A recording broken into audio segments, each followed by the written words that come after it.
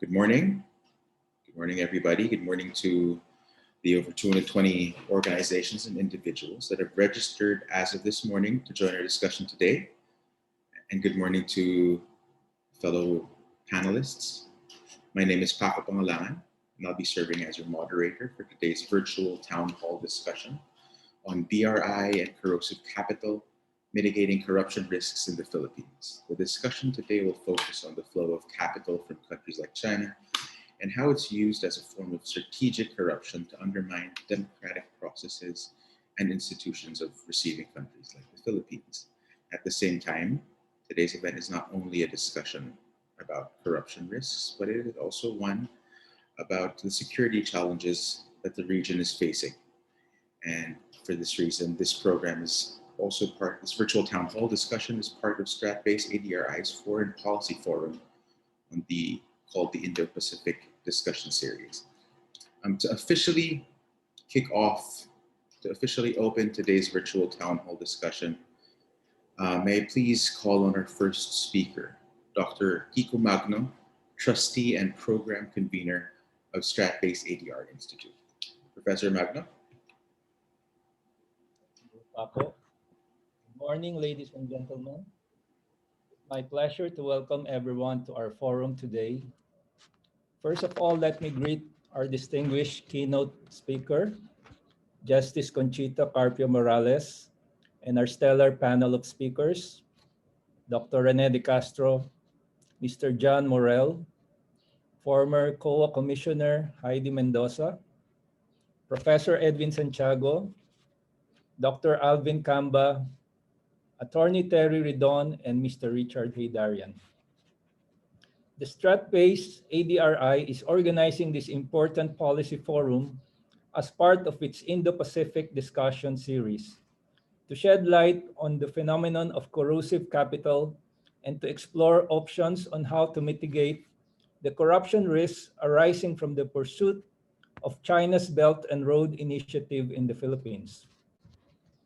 Sometimes referred to as the New Silk Road, the BRI was launched by President Xi Jinping in 2013 to connect a vast collection of investment and infrastructure projects stretching from East Asia to Europe, with the aim of fostering trade and stimulating economic growth.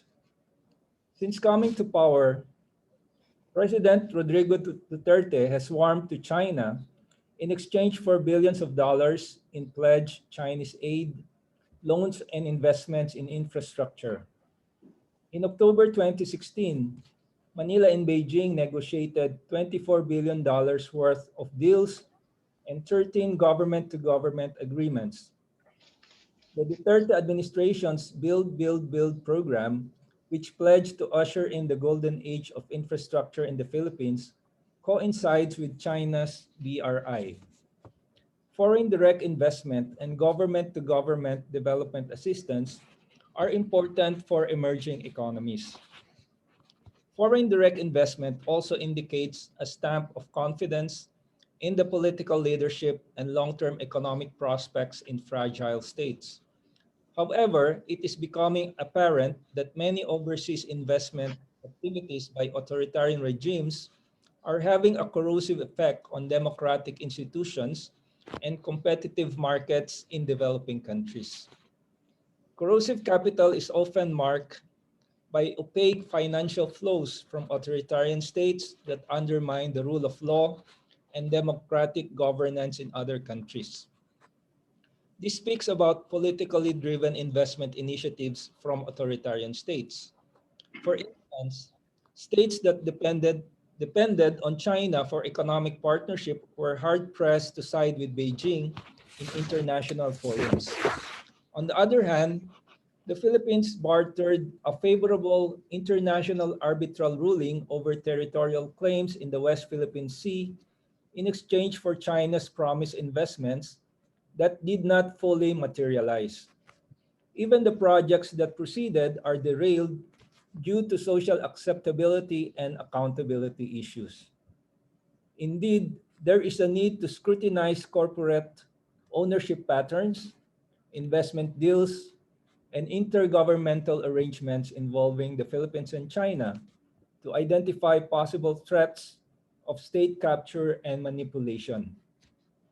It is important to promote public awareness and encourage citizen monitoring of state actions that facilitate the entry of corrosive capital, as well as efforts to bind the economy into costly and asymmetric relationships.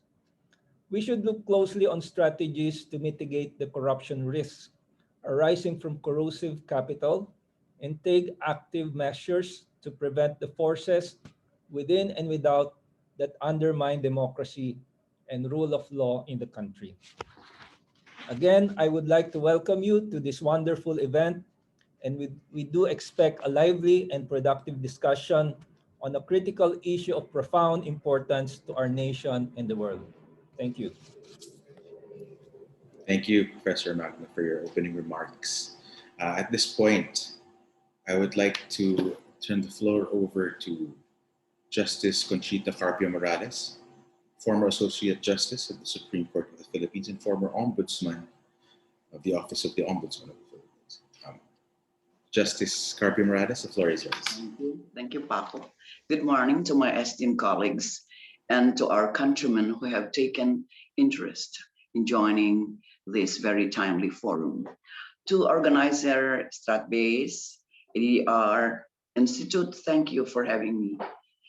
And I'm honored to be part of this forum and to be with the lineup of experts on the subject we have at hand.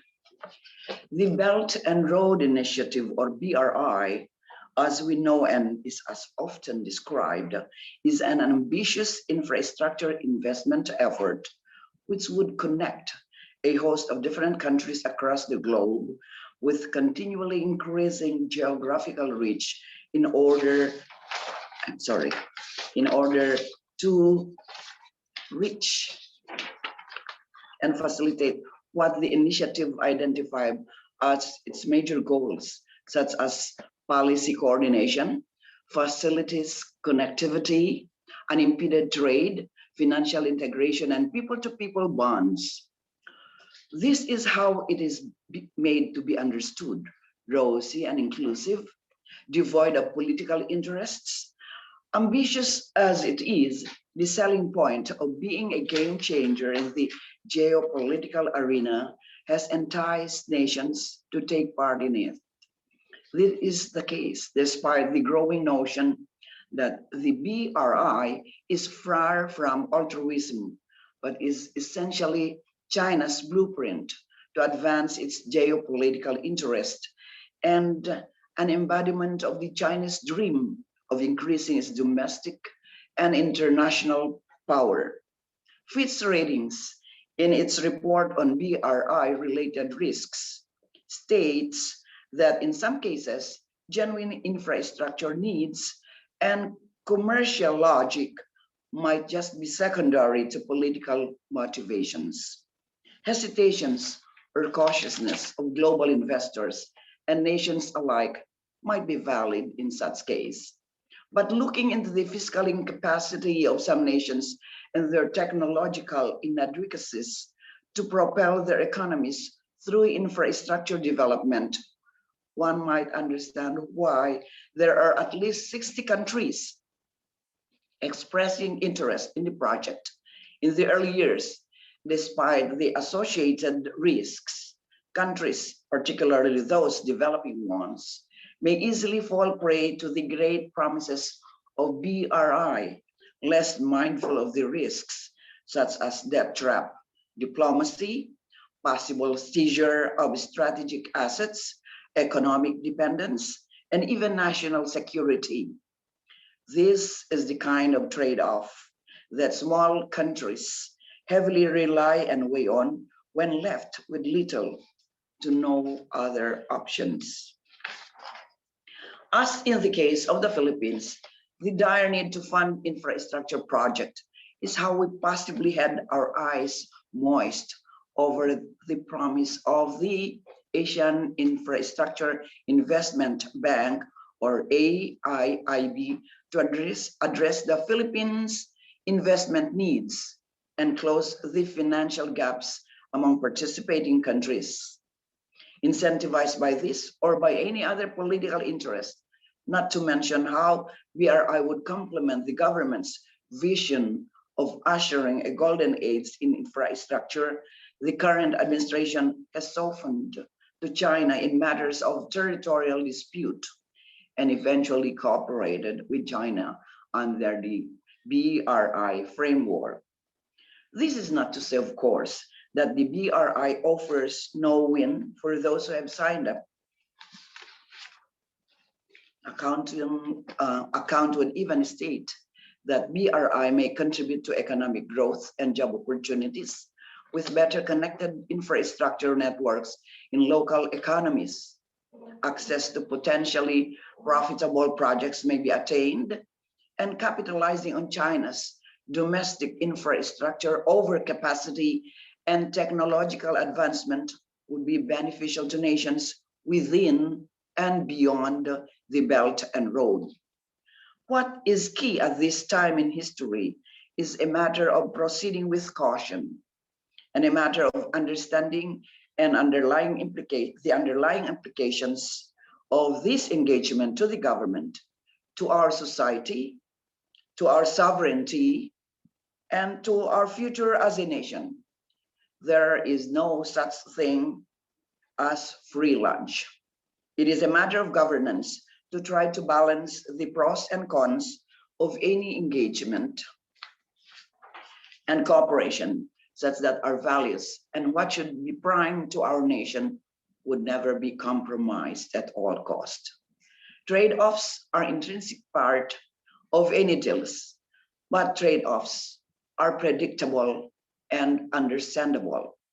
It is a matter of an open and inclusive government to listen to the people, to engage interdisciplinary experts, and to lean less on its own understanding in order to be able to gain the most out of any cooperation.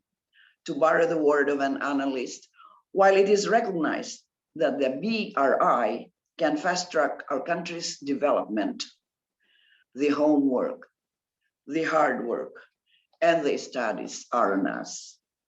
For us, on the side of the governance, the non-state actors, it is our duty to initiate discussions and studies on government dealings and set foot on murky grounds where the government dare not see, such as possible corrupt and irregular activities and the threat of corrosive capital as we go by the framework of BRI. We should be warned by how a growing volume of evidence suggests that capital emanating from authoritarian nations have a corrosive effect on democratic institutions and private enterprise in recipient countries. So says the Center for International Private Enterprise. To be able to dissect and make sense of issues that confront how BRI works for us may inform a set of advice and policy proposals that can mitigate the risks of the initiative or create a strong position for or against it to challenge the status quo. So claims as to the opaque design of the BRI makes less transparent work to the advantage of Chinese companies in risky markets. No wonder. Transparency International's study of 100 companies in emerging markets has found Chinese companies to be among the least transparent, with World Bank debarring a list.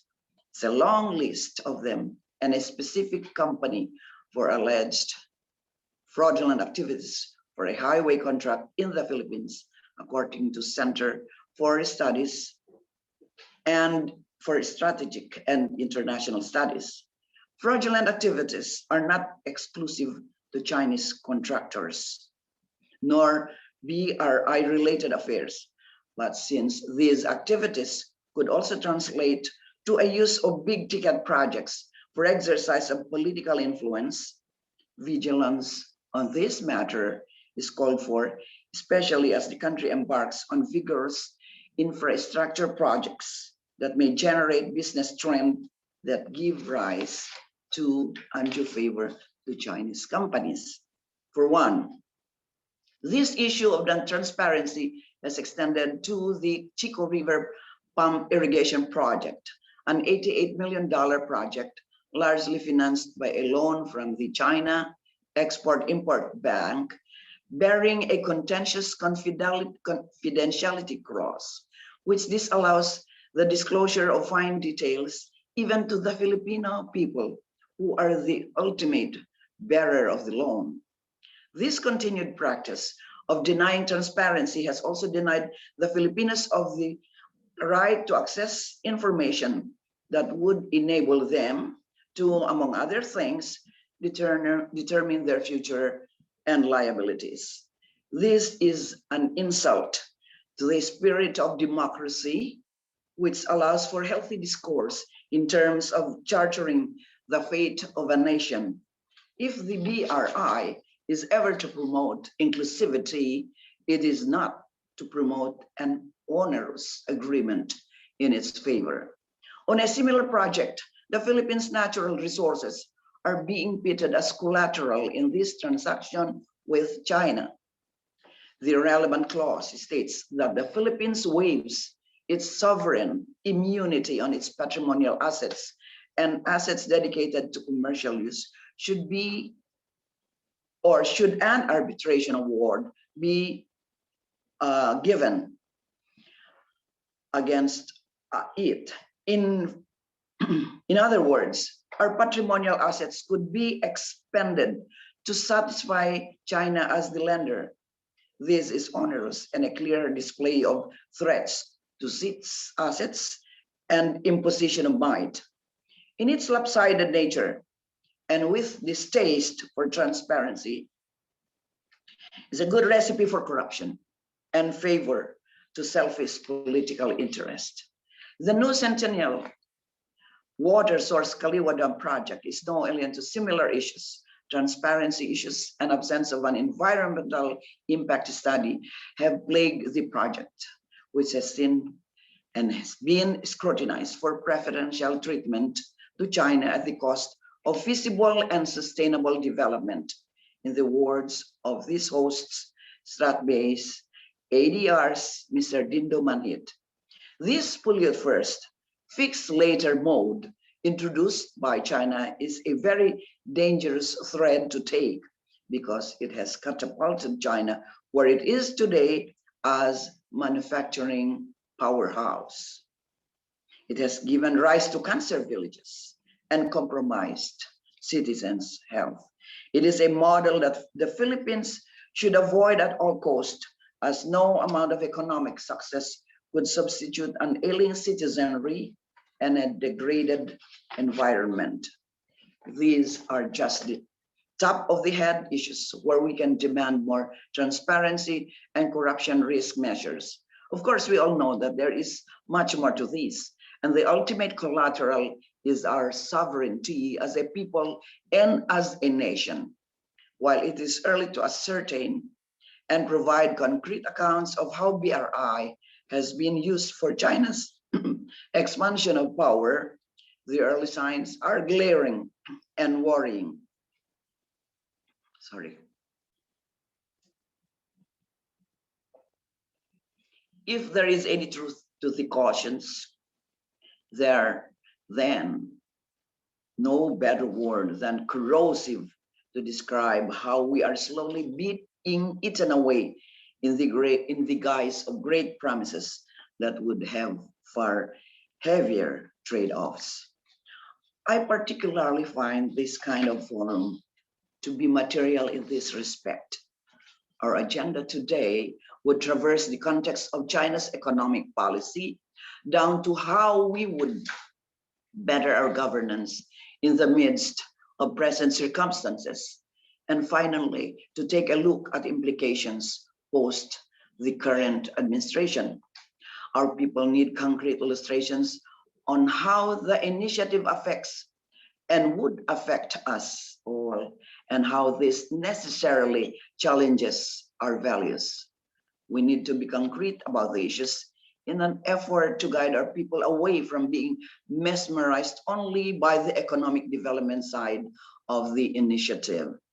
There may have been promises of economic progress that may come with the BRI framework, but with its downside, our increasing vigilance, continued resistance towards undue acts and one-sided principles being shoved down our throat, unfortunately, appearing to be backed up by our government, is key to defending what is lawfully and rightfully ours in the midst of being threatened to be seized in exchange for the economic favor. Being an institutionalist and a believer of systems and mechanisms, much as I would like to advocate for this as primary considerations to block off unwarranted intimidation and risk of corruption, this might be secondary, at least during these trying times, lest we forget. Systems and mechanisms operate in an environment where it is allowed by leaders and the people.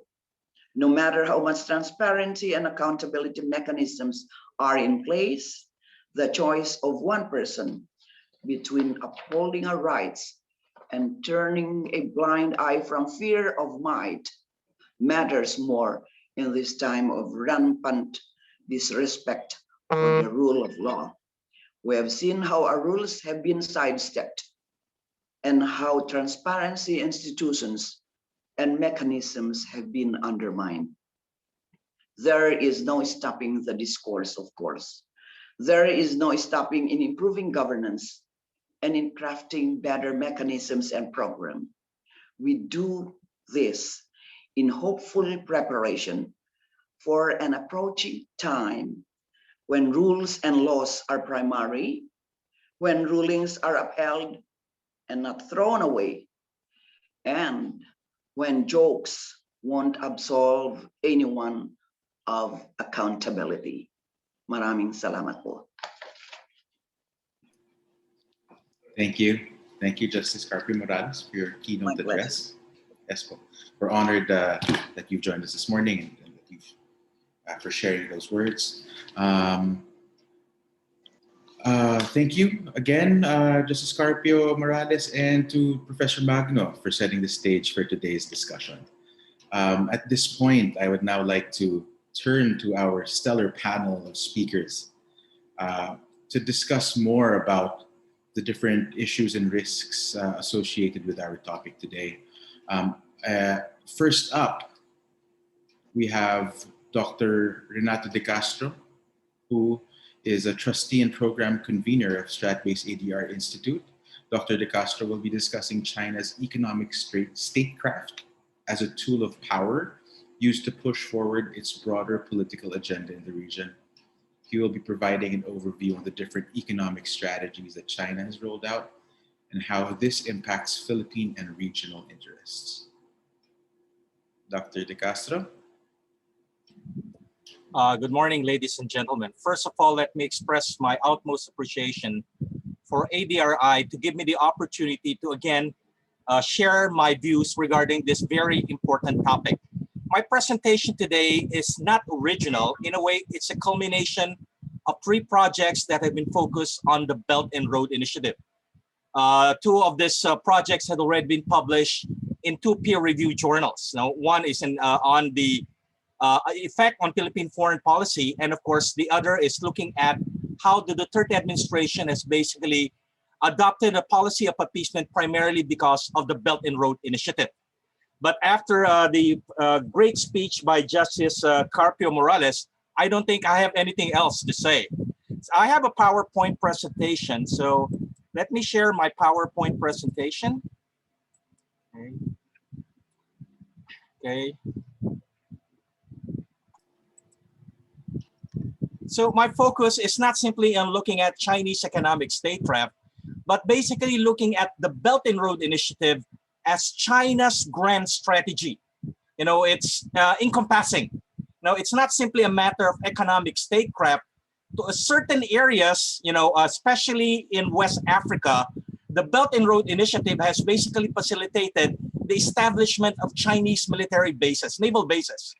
So it's really the encompassing element of the Belt and Road Initiative. It's not simply an economic statecraft, it is a grand strategy. So my presentation would give a little strategic overview, and of course, looking at how it affected the current administration in terms, of course, in its foreign policy. So, to understand the Belt and Road Initiative, we have to understand the importance of Southeast Asia to China's overall ambition in the 21st century. For China, the region is very important because it straddles two very important choke points. Number one, South China Sea, of course, which enables China to focus its power into the Indian Ocean and, of course, towards the West Pacific. So the region is, of course, strategically important in terms of sea lanes of trade and communication. Now, it also stems from China's complex relationship with Southeast Asia, and it's because primarily of how China views the region as its geostrategic backyard. And of course, element of history, and of course, the region is currently the focus of China's growing comprehensive power. So for the region, it's important because, of course, it's linked with continental Southeast Asia, and more importantly, maritime Southeast Asia, where, of course, China is claiming 80 to 85% of the South China Sea. So for this reason, of course, the region is an important laboratory for testing the grand strategy of rejuvenation of the great Chinese nation. We have to understand that the Belt and Road Initiative is part of China's what Xi Jinping called the rejuvenation of the great Chinese nation, the Chinese dream. And of course, the goal of the Chinese dream is to transform Southeast Asia into a Sino-centric region. So let's go to what's happened here in the Philippines. As we all know, prior to this administration, the Aquino administration has challenged China. But then we saw a dramatic shift. Recently, of course, our president said that during his campaign period, he never mentioned anything about the South China Sea. Of course, everyone knows, except him, that this is simply far from the truth. Even when he was still a mayor, he had already a very strong position regarding the South China Sea. His speech then, when he was still a mayor. If China will build a rail system in Mindanao, he will forget about the sovereignty issue in the South China Sea. So for him, of course, there's simply no point in challenging China. The only goal for the Philippines, even when he was a mayor, is to enhance economic interdependence with China. And of course, he has already mentioned, even when he was a mayor, that we should take advantage of China's emergence as economic power, but we can only do it if we improve our relationship with China. Mind you, this was before 2016, when he was still a mayor of Davao City. So I'll just breeze through this. Philippines, of course, has realized the improvement of is a matter of strategic importance, and it's, of course, primarily because of the Belt and Road Initiative. From his perspective, then, at the onset of his term, Chinese investment through the BRI would facilitate the settlement of the country's internal conflict. Take note of the fact that he's, of course, the first Filipino president that came from Mindanao, and everyone knows that Mindanao is, of course, a hotbed for secessionists and, of course, even the communist insurgency. And, of course, this would link the country to the market of Europe and through the maritime Silk Road. Now, I'll just breeze through the relationship between the Belt and Road Initiative and, of course, the Chinese dream, the great rejuvenation of the Chinese nation. So this was announced, of course, by President Xi Jinping at the onset of his term, that China's long-term goal is the realization of the Chinese dream to the grand strategy of great rejuvenation of the Chinese nation, otherwise known as the Chinese dream. What will this entail? Of course, two elements. Number one, creating an international environment favorable to China's development through cooperative. So you always see these two elements. Number one, the cooperative element, and number two, of course, is the notion of protecting China's core interests, which is, of course, the element of competitive or conflict with element when we have to look at China's overall grand strategy. The element of cooperation, then the element of competition cooperation. And of course, we see this happening right now. as the Duterte administration in its confused and divided states is engaging China, a country that, of course, has, President Duterte mentioned as the Philippines' best friend. Why is it that you have this Chinese militia in the Winston Show? Of course, you have to understand what's the Chinese game plan. Always the element of cooperation, then the corresponding element of conflict, and of course, competition. China announced that it would concentrate on the periphery, meaning, of course, the Southeast Asian region, the weaker neighbors.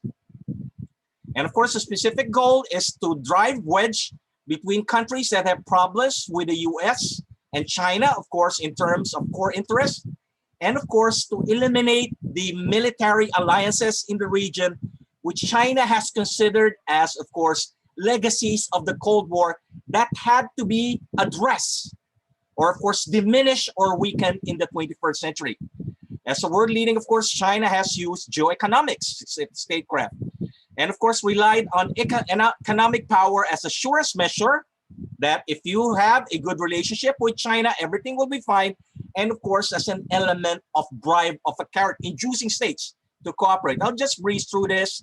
These are basically the history of the Belt and Road Initiative. I think it's better that we focus more on how it affected the Philippines. So we see this cartoon basically would tell us the difference between the previous administration and the current administration on how the Belt and Road Initiative have, of course, impacted on Philippine foreign policy, especially after 2016. I mentioned this earlier, that even when he was still a mayor, he had already come out with a very strong position about China. Cooperation with China is more important than, of course, challenging itself. Of course, he had this speech in October 2016. First time he went to Beijing, first country he visited when he announced his separation. And of course, during the meeting, President Xi Jinping promised him about $24 billion in investment. A large portion of that are supposed to go to the Belt and Road Initiative. China committed $13.5 billion to boost economic relation. $9 billion was supposed to have been allocated for infrastructure development. So what are basically the steps taken by the Duterte administration to effect its appeasement policy? The standard statement of this current administration, when it is accused of appeasement, is the Philippines or the Duterte administration has not surrendered a single piece of Philippine territory. Well, in a way, that's the truth. But what about other issues where we see how this appeasement policy has been put into practice? The first one, of course, is sidelining the UNCLOS ruling. I'll just breeze through this. Of course, despite the overwhelming victory, the Duterte administration had decided to sideline. And of course, in December 2016, Presidential Legal Advisor Salvador Panelo announced the Philippines is set aside the ruling. President Duterte declared the ruling again when he mentioned it 2 weeks ago that the ruling is simply a piece of scrap paper that ought to be thrown in the trash can. That's not new. He has been very consistent about announcing it. It's, basically what can it do against Chinese military intrusion, building up of artificial islands and of course militarizing them with the ruling. Then of course President Duterte's constant statements that what can we do about China's military expansion in the South China Sea? Admitted that the Philippines is helpless, that he will be wiser to let other countries with special concern, let the United States, let Japan manage this issue. The Philippines should have its own bilateral engagement with China, basically ignoring the fact that we have, of course, a military alliance with the United States.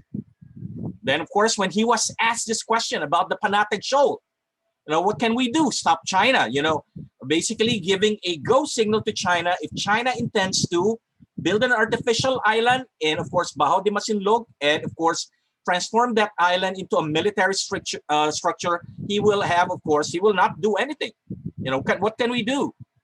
And, of course, he would not provoke, constant statement, he would not provoke China into war, which he again had mentioned recently. Question whether the Philippines would end up. How would we end up if there's a major conflict between the United States? And of course, for him, the more feasible solution is to accommodate Chinese expansion by forging, of course, joint exploratory. I'll just breeze through this. And of course, pursuing the appeasement agenda in the ASEAN through, of course, supporting a code of conduct that will not constrain China's maritime expansion in the South China Sea. I'll just breeze through this. Let's look at what this government has received in return. Basically, it has effected a 180-degree turn in terms of the foreign policy. Did we get, or did this administration get the expected return from effecting this change in Philippine foreign policy? May, of course, 2017, President Duterte and his cabinet went to China to attend the BRI Forum and of course, reiterated the mantra. A plan provides for infrastructure to connect the Philippines into one cohesive, dynamic economy that's supposed to become one of Asia's tiger economies. That's the goal. Philippine officials believe that the BIR can provide the necessary capital for the Philippines to improve infrastructure connectivity. Then the Chinese told the Philippine delegation the promise, offering, of course, the Trojan horse to the Philippines. The BIR has, of course, connected Indonesia, Malaysia, and Singapore, and the Philippines could be facilitated in this. Economic strategy, of course, and I mentioned this. Now let's look at the costs. You know, as mentioned by Justice Conchita Carpio Morales, did we get the benefits that China has promised to the Philippines? You know, China's success in applying its strategy could not be measured in terms of causing the country to change its foreign policy.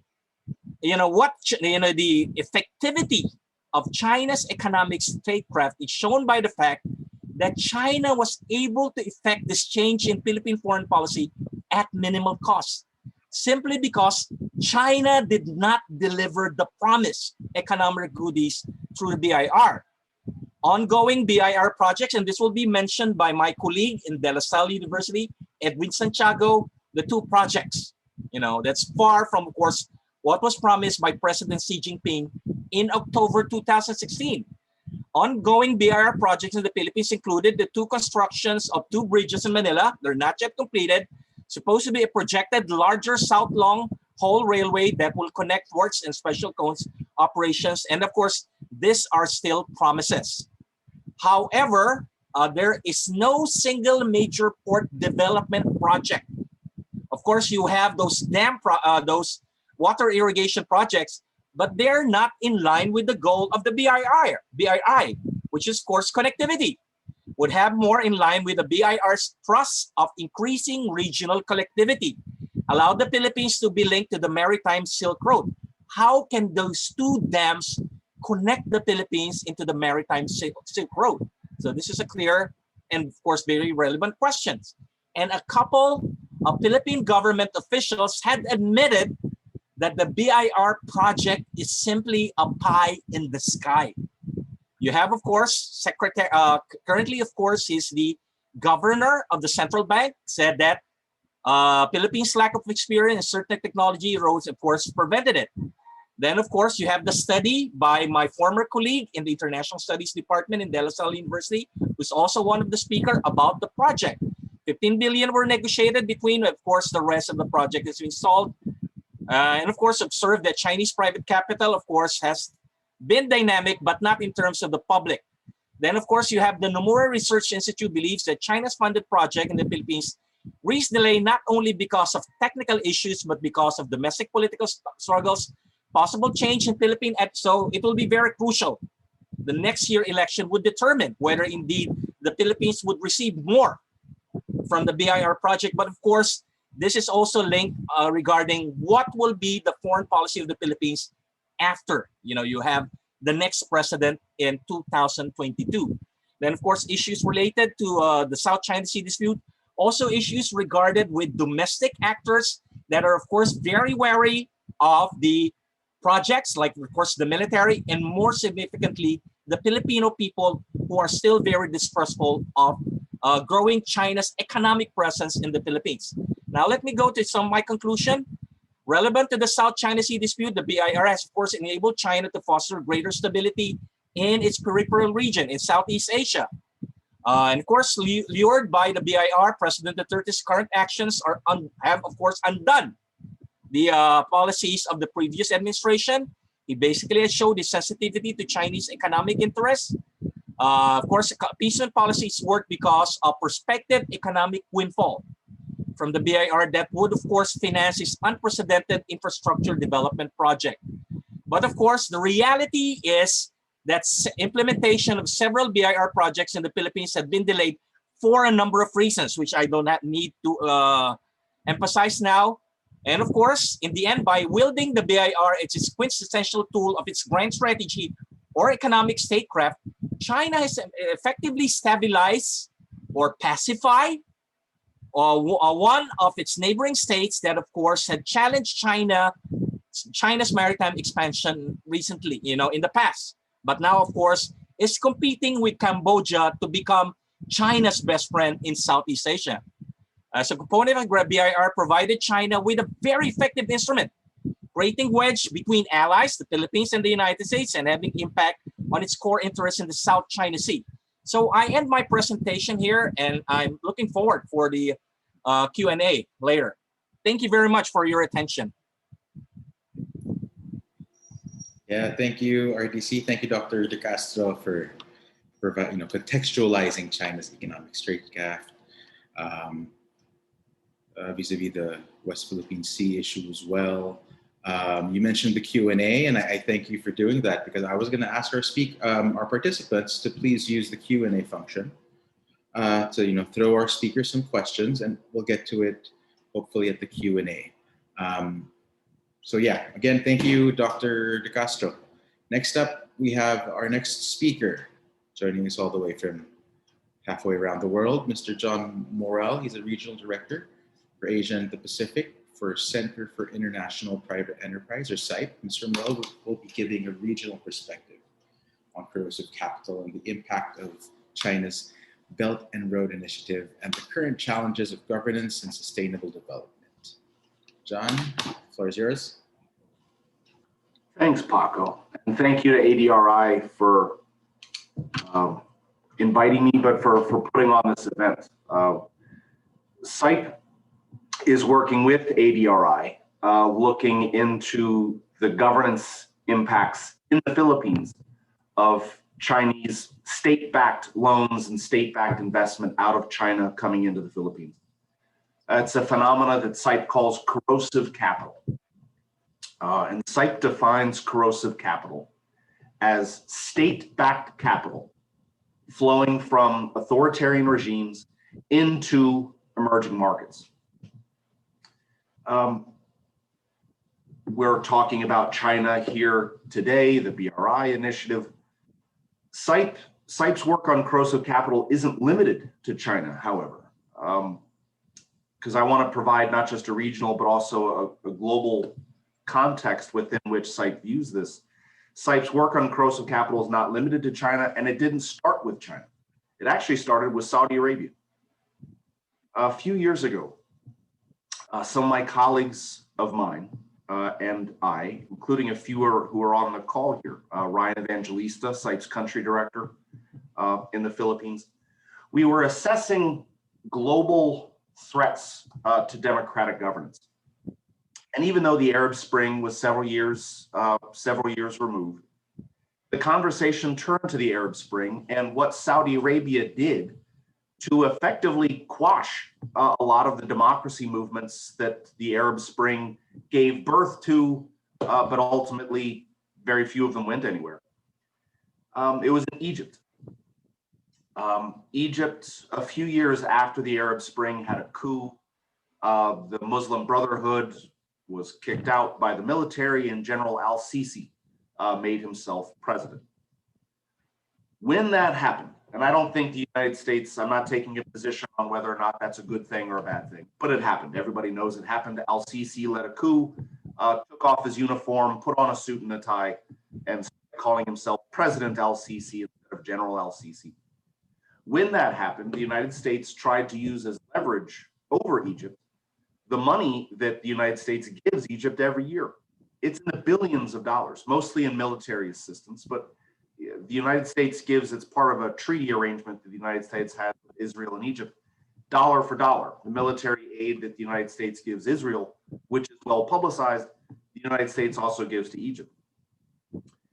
So the United States tried to use as leverage over this new military government the billions of dollars per year that the United States gives to Egypt. Saudi Arabia at this point stepped in, and basically, this is a simplification, but basically, Saudi Arabia told Egypt, tell us how much the Americans are giving you, and we'll cut you a check. Forget about the Americans. Just tell us how much they're giving you, and we'll make it up. We'll cut you a check. Don't worry about them. So then the United States Secretary John Kerry was in the strange position of basically having to go back to Egypt, hat in hand, saying, no, please keep taking our money. Don't cut us off. Please keep allowing us to give you money. Saudi Arabia did things like that all over the Middle East, stepping on democracy movements, shoring up dictatorial governments, not with its military, not with its army, but with money. That conversation, we're talking about what Saudi Arabia was doing with its money in the Middle East, led to a conversation about what China is doing in the BRI. This money, this state-backed money from authoritarian governments flowing into emerging markets is growing exponentially. And I mean that literally. For those of you listening who are able to see me, geometric growth looks like this. It's linear. Exponential growth looks like that. It gets bigger and bigger and bigger. This corrosive capital flowing out of authoritarian regimes is growing exponentially. Since the year 2005, so about 16 years, since the year 2005, capital exports out of Saudi Arabia are up by almost 2,000%. In the case of the UAE, the United Arab Emirates, capital exports are up by about 1,500%, so 1,500%. In the case of China, its capital exports since the year 2005 have increased by 20,000%. The government of China is now the biggest bank on earth. The government of China, Xi Jinping's government, is the single biggest lender in the history of mankind. That sounds like an exaggeration, but it's not. The government of China has a loan portfolio totaling $1.6 trillion. That's trillion with a T. $1.6 trillion is the government of China's loan portfolio. Now, what makes this problematic is that, as the Honorable Justice mentioned earlier, as my colleagues on the panel have mentioned, well, let me take a step back. If you read the press, at least the Western press, the New York Times, the Economist, things like that, there's a term you see frequently, that money from China comes with no strings attached. That's the line you always see, no strings attached. Whereas money from the Asian Development Bank or the World Bank or, the more traditional donors and sources of capital, they ask all of these annoying questions about human rights and corruption and things like that. China doesn't care about that. China's not going to ask you questions about that. The strings attached to loans from China are simply different. They're there. One of the most common strings attached to loans from China, well, there are two, and Justice mentioned one. First, there are ironclad non-disclosure clauses in the loan documents for loans from China, which means that you are violating the terms of the loan if you disclose to the public the terms of the loan. So publicizing the terms of the loan violates the terms of the loan. So that's the first common string attached to loans from China. Even if you're a democratic government, you may not disclose the terms of these loans, these sovereign loans for which your people are liable. You may not disclose the terms of these loans to your public. That's one common trait. The second common string or trait attached to loans from China is that whatever public works ensue, you need to sole source the contracts to Chinese companies. So even though you've taken out a loan from China, the money is now yours. And you, be the Philippines, Cambodia, Indonesia, Ghana, wherever, almost every country in the world has procurement laws. with standard provisions such as, any sort of public works contract above a certain cost threshold has to be competitively bid. There must be a tender. And the ADRi has done the research on this. Philippine law says this. Projects above a certain peso threshold must be competitively bid. If the requisite number of bids aren't received, then it needs to be retendered. But yet, loans from China, even though they violate the procurement laws of the countries that receive this money, loans from China mandate that the public works contracts be awarded on a no bid, no compete basis to companies out of China. Now, so again, those are just two of the common strings associated with debt from China. A lot of people are familiar with the port in Sri Lanka called Hambantota, the Hambantota Port. That corner, basically the southwest corner of Sri Lanka, is no longer Sri Lanka. The southwest corner of Sri Lanka is now the territory of China, because China secured a 99-year lease with indefinite options for renewal. So it's Chinese territory, because the government of Sri Lanka defaulted on a loan that was never disclosed to the public. It was never vetted by the Sri Lankan parliament. It was never reviewed by Sri Lankan media. No one had any idea the government of Sri Lanka had taken out this loan until they woke up one morning to learn that a corner of their country was no longer their country anymore. It belonged to China now. The port of Hambantota and 15,000 acres of adjoining land are now the property of China. Because another common string that China attaches to its loans are things called debt for equity swaps. China will not forgive your debt. They won't restructure your debt. What they will do, they will allow you to swap your debt for an equity position. So, government of Sri Lanka, you can default on your loan, but you will swap your debt by giving us equity, us being China, giving us equity in a strategic asset of yours. You have debt for equity swaps with natural resource pledges. If you, as the borrowing government, in any way default on your loan, you relinquish your claim, as the Justice mentioned, you relinquish your claim to your own sovereign assets. So, but again, this isn't limited to China. China is by far the biggest, they're by far the most egregious. But SIPE is also looking at the corrosive effects of capital out of Russia. Take, for example, in Croatia, the former Balkans, a former part of Yugoslavia. Russia invests a lot of money in Croatia, and the money predominantly goes into two sectors: energy and entertainment and communication.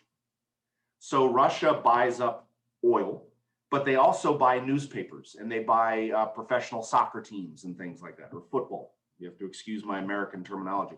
They buy professional sports teams. Now, SIPE, we're part of the U.S. Chamber of Commerce. So we believe in free trade, reciprocal trade. We are not saying that Russian business people can't make media investments in the Balkans. That's not what we're saying.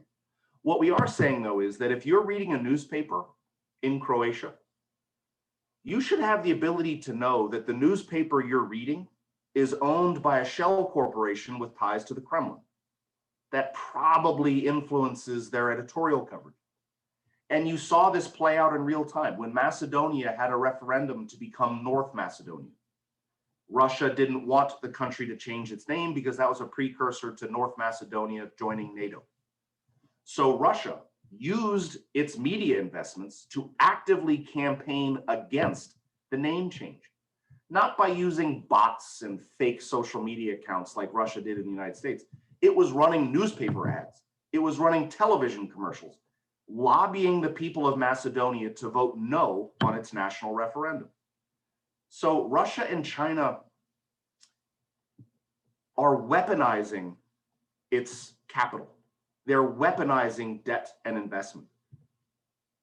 This is state-driven money. And so when Huawei or Gazprom out of Russia, state-owned industrial conglomerates with close relations with the ruling elites in Beijing and in Moscow, When these state-owned companies lend money or purchase assets in emerging markets, it is a fundamentally different premise than when, say, McDonald's decides to expand more aggressively in the Philippines, or when Toyota decides to build a factory in Cebu. You know, hopefully those investments make money, but if they don't, well, that's kind of how the marketplace works. But when Huawei or Gazprom, these state-backed industrial conglomerates, when they invest, the motive isn't profit. The motive is political. The motive is geostrategic. And so the work that ADRi, amongst others, are doing in this field, what ADRi is saying isn't that the money should stop. That's not what SIPE is saying, or our partner ADRi is saying.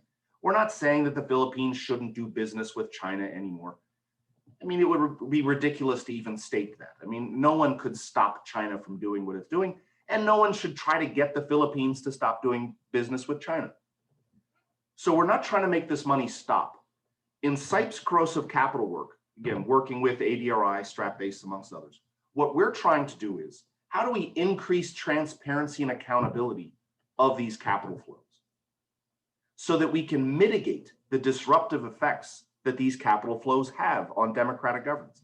One of the previous speakers mentioned, and this is well documented. You can just Google it while you're listening to me speak. Google Chinese spending and corruption, or Google China in Africa, corruption. It is empirically documented that increases in capital imports from China in an emerging market. So when an emerging market accepts more money from China, that is statistically correlated with increased levels of corruption in the country that receives it. It is statistically correlated with increased risks of political violence. There is a clear empirical correlation between the inflow of money from China and these adverse governance outcomes. The Philippines is going to continue doing business with China. What we want is to, how can we pursue some policy reforms, some legislative language that increases the transparency and accountability of these capital flows, because democracy is more than elections. The Philippines has been conducting elections for 100 years. What matters to democracy just as much as elections is governance in between elections. And a democratic government, whether it's an Asian government or an Africa or North America, it doesn't matter where it is or the skin color of the people who live there. A democratic government simply cannot borrow money from secret sources for secret purposes on secret terms and be considered a democratic government, whether it won an election or not.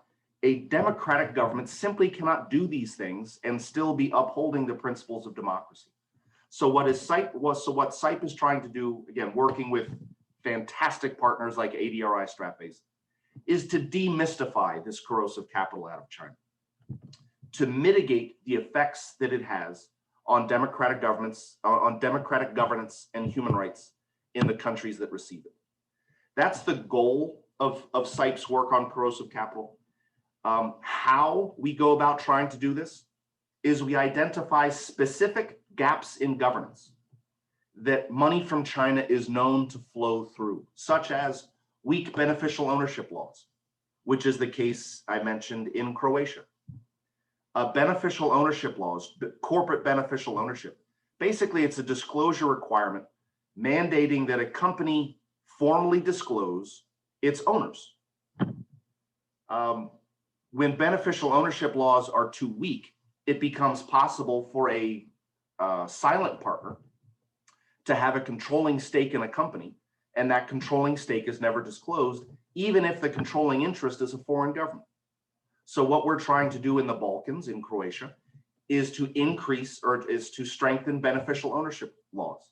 What we're trying to do elsewhere, how do we tighten public procurement laws so that Chinese contractors can't ignore them so easily? How do we strengthen parliamentary review processes so that to reduce the practice of off-budget spending, which is increasingly common with BRI projects. Money comes in from China. The money never flows through the Treasury. It's never inspected by Congress or by the legislature. It's simply spent, even though those expenditures are not reflected on any capital budget. By increasing transparency and accountability of these capital flows out of China, we can mitigate the disruptive effects on democratic governance that these capital flows are known to have. It's why SIPE is thrilled to be partnering with ADRi Stratbase on this important issue. It's why we're thrilled that ADRi Stratbase is putting on this event. And once again, thank you for inviting SIPE. Thank you for inviting me, and look forward to hearing from the rest of the speakers. Thank you so much. So thanks, John. Ladies and gentlemen, that was John Morrell. And, thanks so much for diving into the concept of corrosive capital a bit more for us. We really appreciate that, that global perspective that you've brought to the discussion, and that insight on how this is not, the Philippines is not alone when it comes to facing these sort of challenges. And also, John was mentioning, if anybody's interested in the studies that John had mentioned about studies conducted by ADRi in partnership with SIPE, then just hold on a bit. We'll be discussing that a bit more in a few minutes. But first, we'll go on to our next speaker, Commissioner Heidi Mendoza. Commissioner Heidi Mendoza is the former Undersecretary General at the UN Office of Internal Oversight and a former commissioner at the Commission on Audit. Commissioner Mendoza will move the discussion today to the national level and the challenges faced by the Philippines in terms of governance and development when it comes to engaging with other countries, particularly on corrupt practices and corrosive capital. Commissioner Heidi, the floor is yours. Good morning, esteemed panelists. Good morning to our distinguished guests and of course our beloved participants in this very important forum. And of course, thank you to Stratbase ADR for inviting us. I think that I have to say that we are now all students of good governance and corrosive debt. And we are being reminded by our former Ombudswoman, Conchita Carpio Morales, that we need to do our assignment. Okay, may I ask someone to help me please in the presentation of my talk?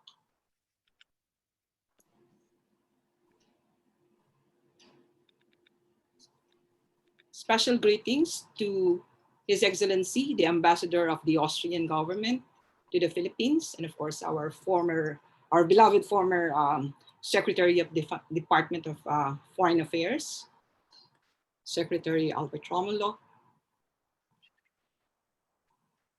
Now, I mentioned special greetings because I guess you have to pardon me this time. I think I cannot promise to be diplomatic. So please, ladies and gentlemen, allow me to wear my hat as an ordinary citizen, because I could not bind the former commissions where I work for, neither the United Nations, in what I'm going to say.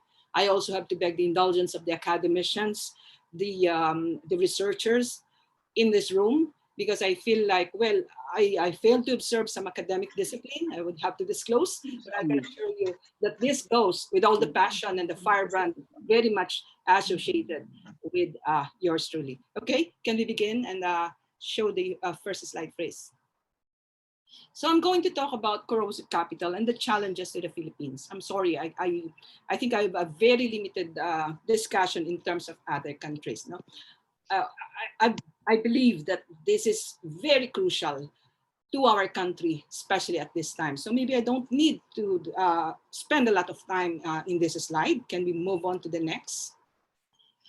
Well, when you talk of challenges to the Philippines, and I think the previous speakers, those speakers before me, has extensively described what corrosive debt is. In fact, the one from SIPE has mentioned some challenges for developing country like us. And I think, well, of course, it is a big challenge for us, given the worsening condition in terms of fighting corruption. Okay, next slide, please.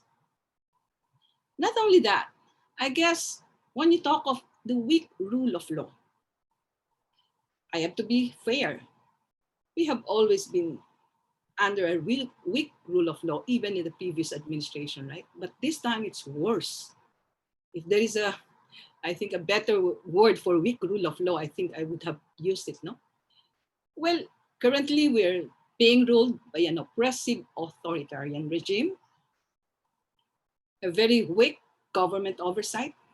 Talk about oversight institutions who are being headed or being led by the appointees, I mean to say they are appointees of our current president. And most of them, if not all, are showing so much loyalty to the appointing power. And you have a very vulnerable community and workers to social and environment harm. Next, please. Well, we also have very high risks in terms of you and I can observe a very restrictive participation in public affairs, where you have majority of the military people leading those committees, the IATF, etc., and most of them leading government agencies, no? And of course, silencing dissenting voices and keeping decision-making out of public scrutiny. Next, please. Well, let's talk about exploiting governance gap. You have a gap between the power and accountability. You're witnessing several instances of lack of rules or lack of enforcement. Next slide, please. And then, of course, avoiding accountability seems to be very easy because most of them are utilizing state power. I'd like to thank CIPE for the study that they made on Kaliwa Dam.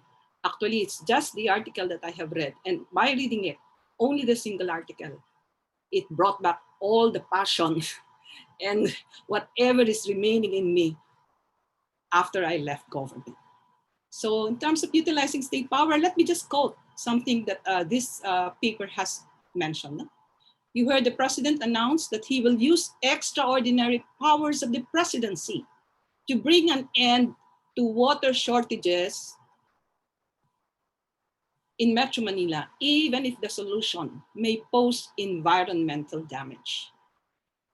President Duterte even conducts a press briefing to announce that he will fight all the way to pursue the construction of the Kaliwa Dam.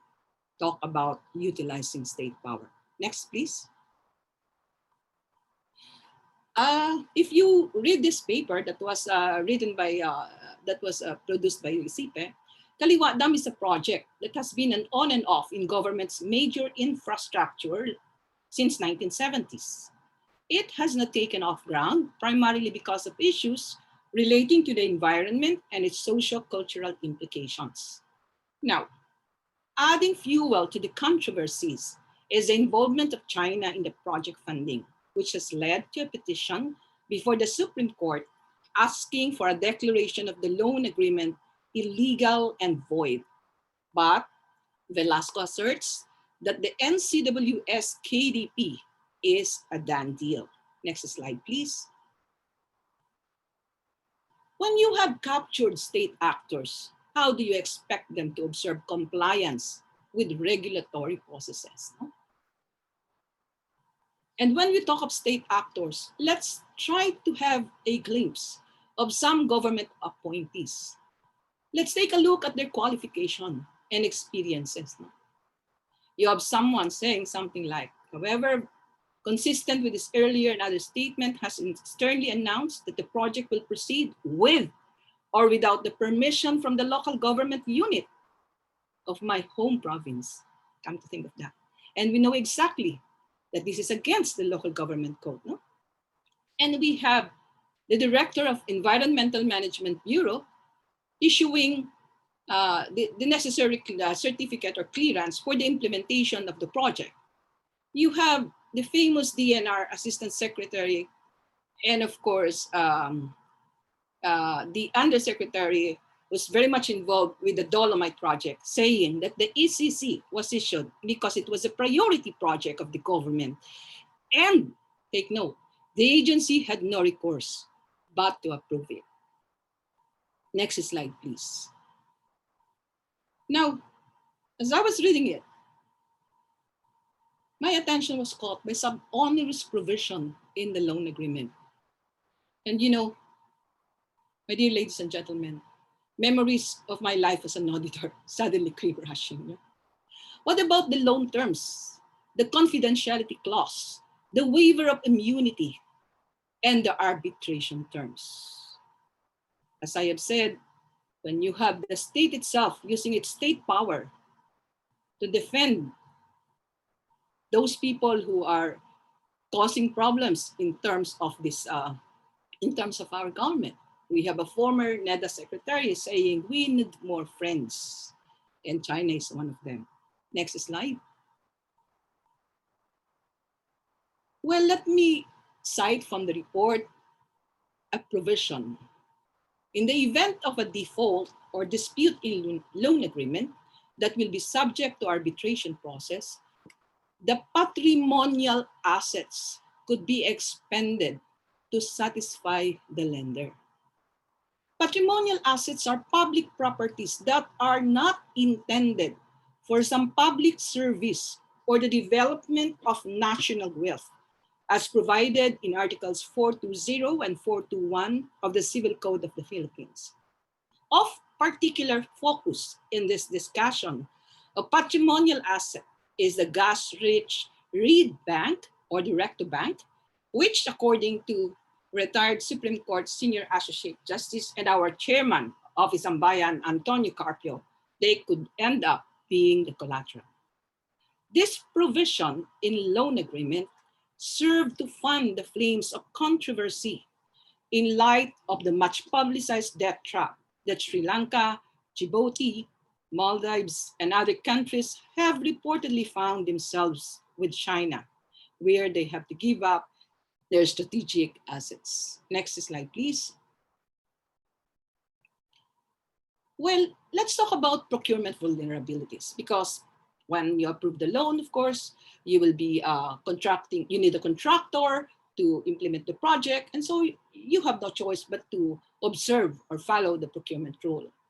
But my dear ladies and gentlemen, our own procurement rule is far from being perfect, right?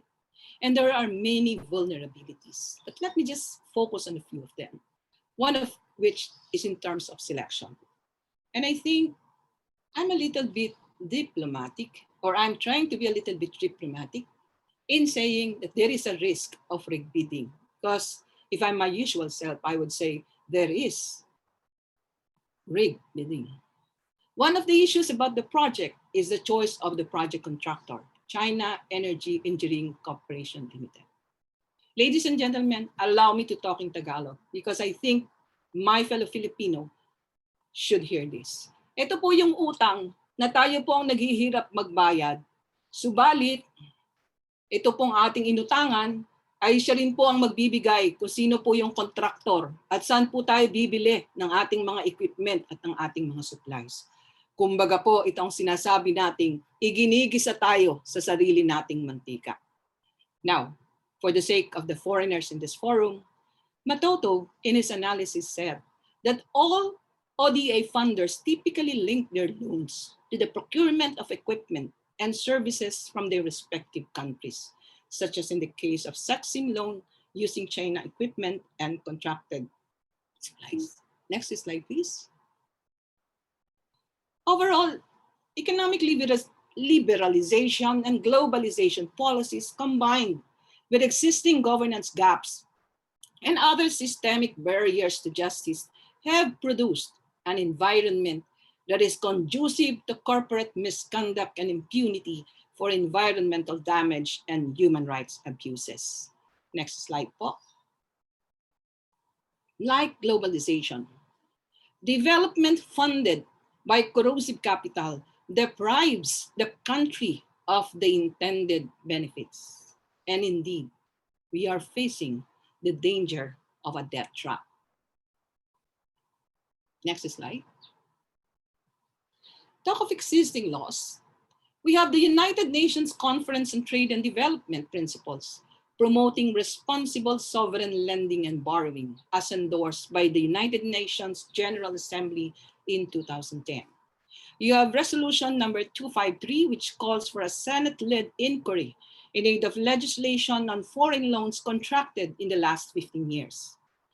You have a public debt audit, which states that It is the duty of the state in accordance with international law, and this was adopted in July of 2012 by the United Nations Human Rights Council, the UN Guiding Principles on Foreign Debt and Human Rights, which urge states to conduct periodic public debt audit in view of transparency and accountability in management of resources. Next slide, please.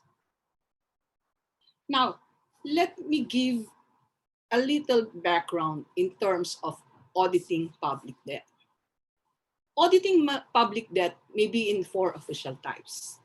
You can have the legislative audit, where it is the Congress that conducts investigation. You may have a judicial audit, which is through a court case. You can have a government audit sanctioned by the government itself, meaning the Senate can ask for it, the Department of Finance can ask for it, and you have a citizens audit, which is usually undertaken by civil society organizations. May I inform everyone that the Commission on Audit is, of course, doing the citizens participatory audit, which was introduced during the term of Chairman Maria Gracia Pulido time. But the combination of the 4 type is also workable. For instance, in Ecuador, they fulfilled their PDA by creating a commission composed of the experts coming from all these offices. Next slide, please. And let me give you an example of the audit report that they have issued. For example, in Ecuador, the system of indebtedness has been characterized by a less than transparent management, deriving in the predominance of the payment of amortizations, interest, and commissions in the national budget, in the growing need for new credits, and as a consequence, in the recurring dependence of the state and the national economy on funds coming from public and private debt. In the process of indebtedness, general principles of law, such as good faith, the free determination of peoples, the prohibition of usury, contractual balance, human rights, environmental rights, among others, and international covenants and fundamental norms of, sorry po, hindi ko po mabasa yung next slide. Pwede po bang next slide na lang? Okay. In 2014, Argentina saw through legislation the creation of an investigative commission to audit its public debt.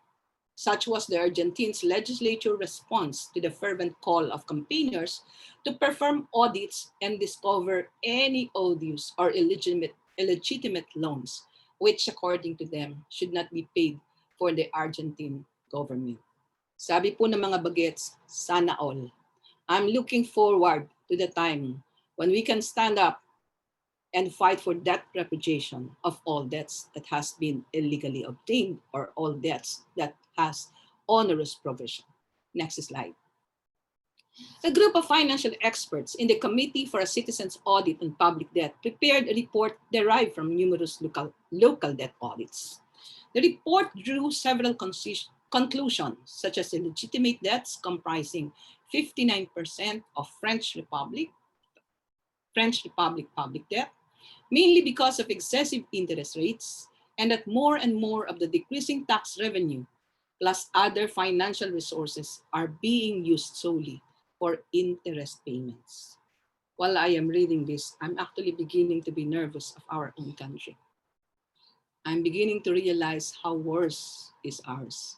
Next slide po.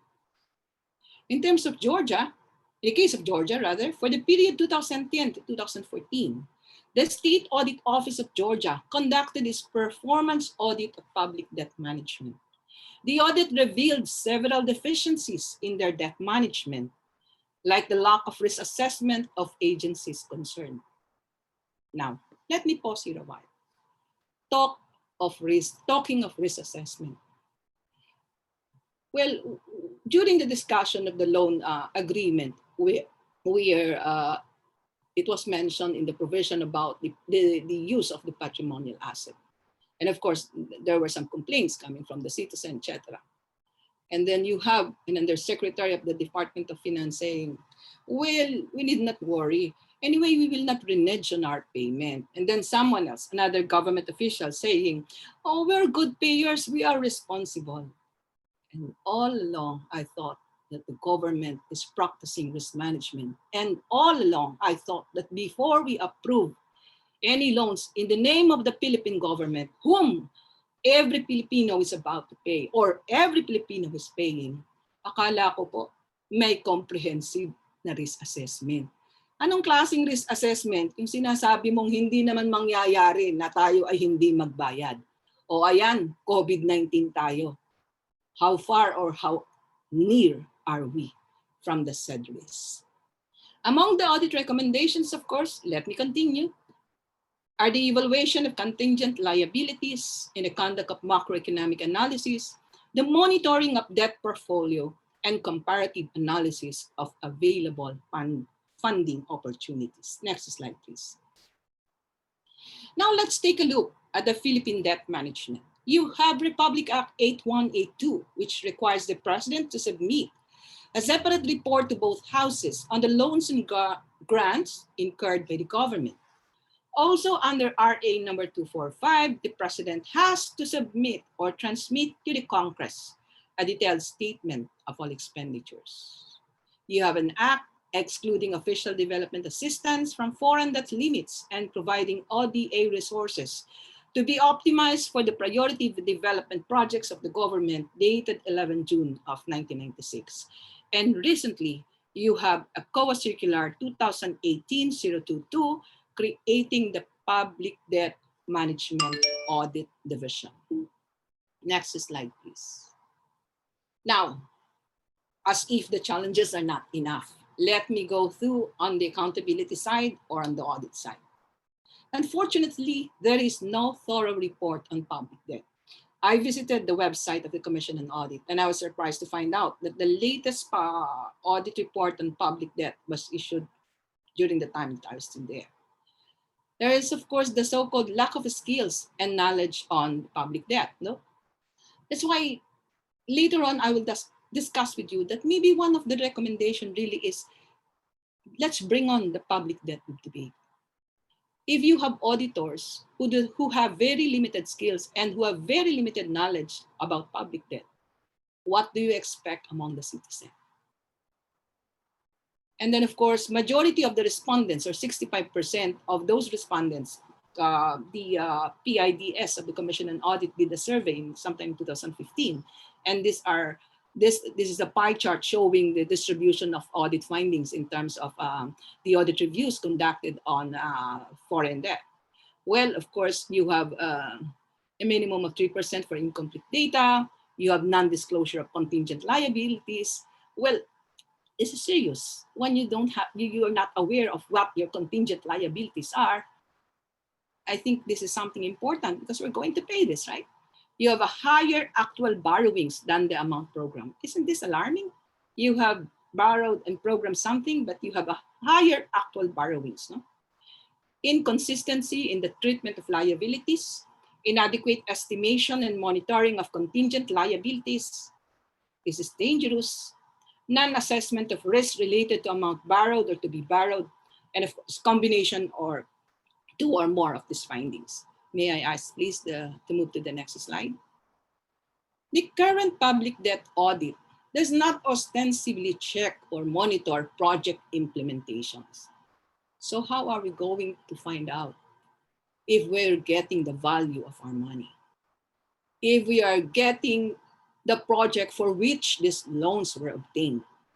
How are we going to plug the leakages in this? Or in the first place, how are we to know that there are leakages? And take note, only the fund releases or fund transfers are being monitored, but whether these funds are being utilized for the project for which they were intended is not being looked into. There is no evaluation of the necessity of incurring public debt, analysis of the most advantageous and appropriate funding source, and the reasonableness of the immediate fund releases and implementation of the projects. The determination of borrowing needs and borrowing activities are not also being covered, and there is no evaluation of necessity of incurring public debt and the analysis of most appropriate and advantageous sources of funding, including reviewing the reasonableness of management basis in immediately implementing the project funded by loans. List covered in the audit process and report is the monitoring of our public debt. Next slide, please. Now, what are my recommendations? Again, let me repeat, this is my personal view, has nothing to do with the commission that I used to work with, has nothing to do with the internal oversight services of the United Nations. As I have said, and I'd like to invite everyone, and of course, I'd like to thank Stratcom ADR. And that's why I beg your indulgence if I have to speak in Tagalog from time to time, because I believe we have to start doing this. Bring on the public debate. Let's build a common understanding of public debt. Utang na loob versus utang sa labas. Utang ko, utang mo, utang nating lahat until death tear us apart. We need to look at transparency in public debt reporting and debt management policies. Let's begin reviewing the legal framework for borrowing, and let's call for transparency, especially in the oversight. Next slide.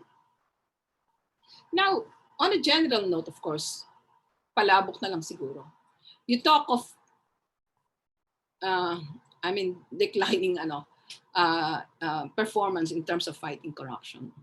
And I remember World Bank, when they started building on the islands of good governance. And when I talk of islands of good governance, I have Bohol in mind. And I think indeed it was successful.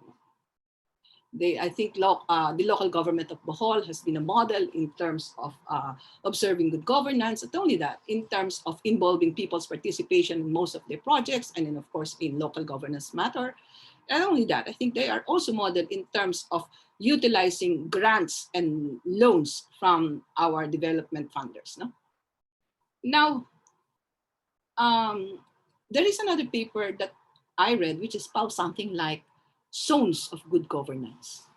And as I was talking to my doctor last time, when we were planning for this Sambayan Town Hall on Health, a doctor of mine mentioned to me, "Ma'am, naisip mo ba yung halimbawa mag-create tayo ng sinasabi nating zones of na COVID-free community?" And then I said, paano gagawin yan? Aalagaan natin ng isang komunidad. It may be Marikina, it may be Quezon City. And then of course, we will be issuing additional protocols, and we will be doing this together with the government. Additional protocols because there are already existing protocols. And there will be some doctor volunteers, and there will be of course some CSOs who will be really helping everyone, working together to make sure that we can build a COVID-free community. And I hope with this, baka sakaling mapalawak natin, maka-invite tayo ng mga gustong sumali. Ito po ay isang halimbawa ng sinasabi kong zones of good governance. My dear ladies and gentlemen, coming back from the United Nations, I volunteered to teach at the Pamantasang Lungsod ng Marikina. I did so because I feel like if we are to improve good governance in this country, then the first responsibility is to be able to reach out to those schools who will be producing future public servants. Ito po yung pinaghihirapan kong as of the moment. And masarami pong salamat sa Stratcom NDR because I think that this is also very much in line with what I have said. Next slide po. Well, we can talk of integrity circles, and we can talk of the role of public sector unions. I'm talking of the role of public sector unions because I think like the public sector union is a very potent group of citizens, right?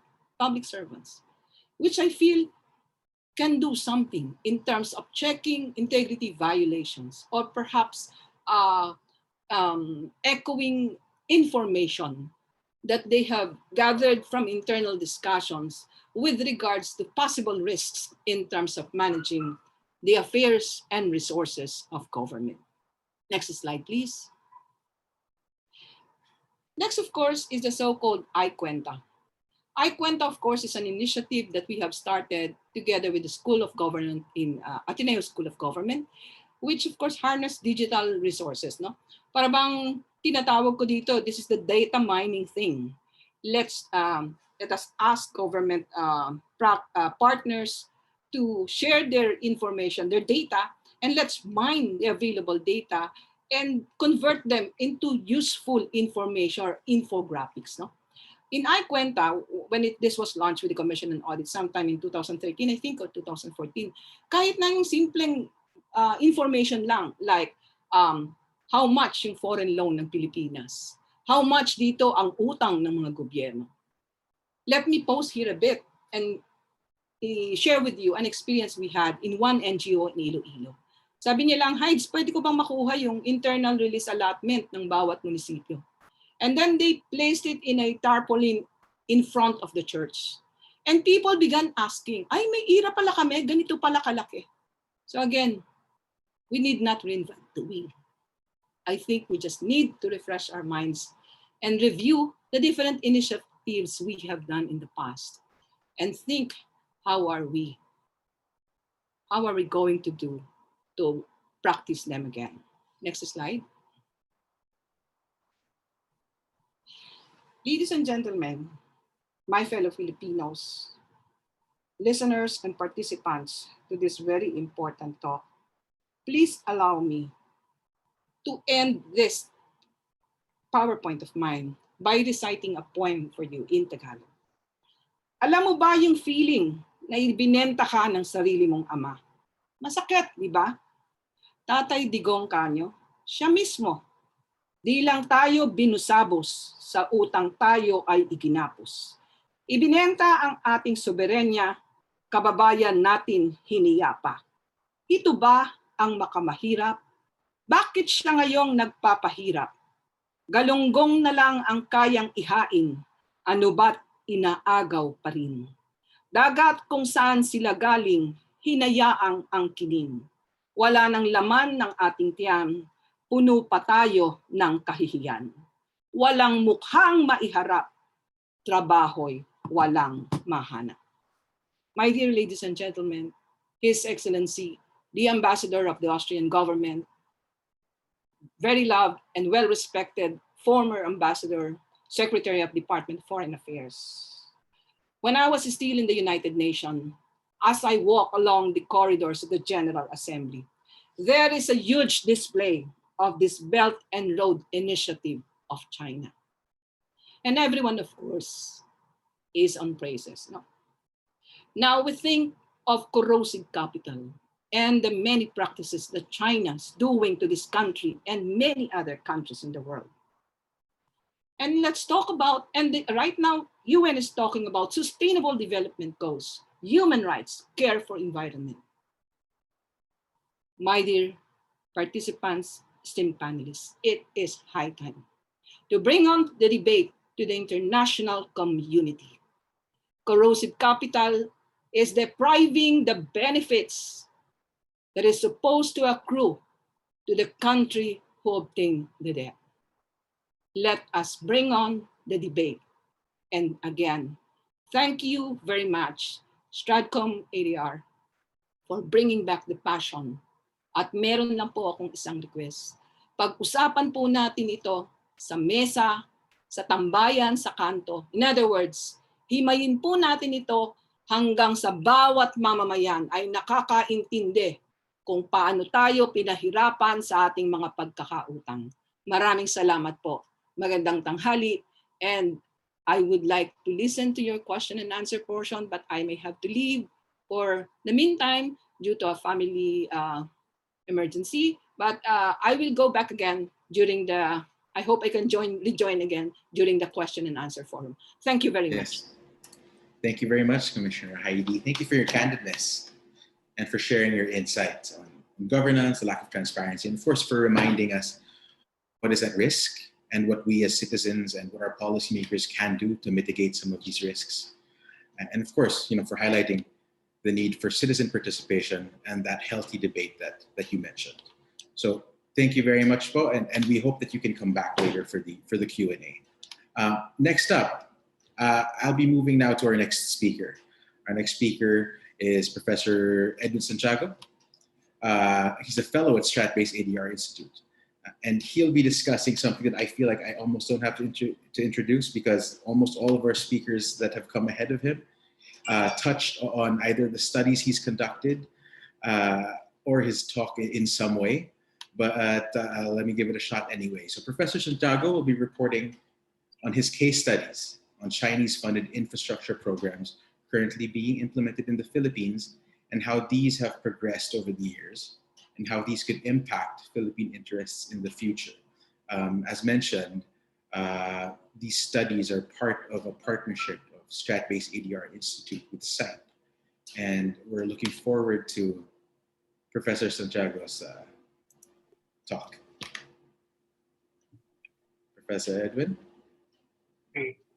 Thank you, Paco. Good morning, everyone. Well, I've tried to fit all the 4 case studies into 15 minutes. So I apologize in advance if I go very fast. My colleagues in the panel have adequately explained the Belt and Road Initiative. So let me begin by discussing briefly the Philippine side of the BRI, the Build program, followed by the 4 case studies of Chinese investments in the Philippines that Strat-based ADRi completed. Can you see my screen? Yes, you can see your screen. Okay, so by spending about 8 to 9 trillion on high-impact infrastructure projects, President Duterte aimed to usher in what he termed as a golden age of infrastructure. He dubbed China as a very important ingredient to the program. Despite concerns, he remained steadfast in seeking official development assistance financing from China. One of the main criticisms was that this could be used by China to its advantage to strengthen its situation over claims in the West Philippine Sea. Also, the loan would be utilized as a valuable weapon to erode the Philippine sovereignty and the conditions of the loan used as a useful negotiating weapon to further Chinese territorial interest in the region. The first flagship project under the BBB is the Chico River Pump Irrigation Project, or the CRPIP. The Chico River, covering the provinces of Mountain Province, Kalinga, and Cagayan, is known as the River of Life for the Kalinga people in the north. The CRPIP was conceptualized to provide ample and stable water supply to 8,700 hectares of agricultural land through the construction of new diversion and canal systems. It is expected to be completed in 3 years. It is targeted to increase agricultural productivity and benefit some 4,300 farmers in 21 barangays from the municipalities in the provinces of Cagayan and Kalinga. The project aims to contribute some 36,000 metric tons of milled rice to the country's rice supply, generate about $16 million in savings from rice importation, and yield an incremental income of about 75,000 pesos per hectare per year. The project is worth 4.372 billion pesos, or about 87 million dollars. About 87%, or 3.7 billion of which was loaned from the state-owned China Export-Import Bank as an ODA, with an interest of 2% per annum and a maturity of 20 years, inclusive of a 7-year grace period. The next project is the Kaliwa Dam, or what is officially known as the New Centennial Water Source Kaliwa Dam Project. This is also listed as one of the China-funded banner projects under the Build. Based on the Water Security Legacy Roadmap released by the MWSS in 2012, the NCWS would have 2 dams at the Kaliwa watershed, but concerns about the duration and cost led to the option of building them in stages and under different financial schemes. The project was initially planned to be financed under a public-private partnership. Subsequently, Duterte pursued the bigger China-funded NCWS KDP. Now, the Kaliwa Dam project is located in the provinces of Quezon and Rizal.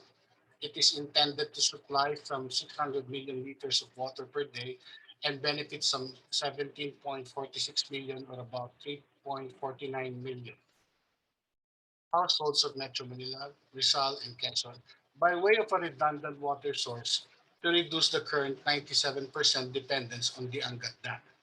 The project is estimated to cost 18.7 billion pesos, of which 12.2 billion is going to be funded by the Export-Import Bank of China as an ODA. The balance will be funded from the national budget. The 5-year project was scheduled for construction from 2019 to 2023 by the China Energy Engineering Corporation Limited. Next is the Safe Philippines project. This is a joint venture project between the governments of the Philippines and the People's Republic of China to ensure the effective and efficient management of public order, safety, and security. The project costs 20.31 billion pesos, of which 1.2 billion would be shouldered by the government through the national budget, with the rest to be financed through a soft loan from the China Exim Bank. It entails installing 12,000 high-definition and advanced CCTVs all over the Philippines.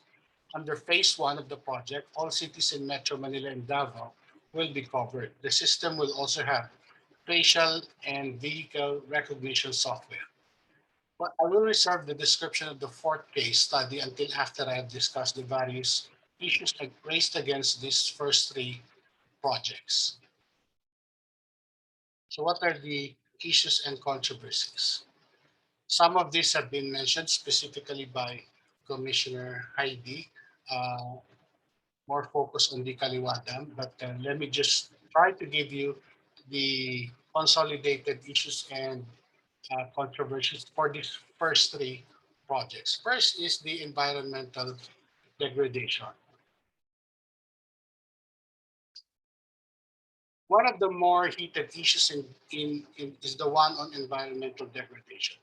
For the CRPIT, the Cordillera People's Alliance is concerned that the project will deprive some of the downstream communities of water supply and further aggravate the scarcity of water in the Chico River during summer.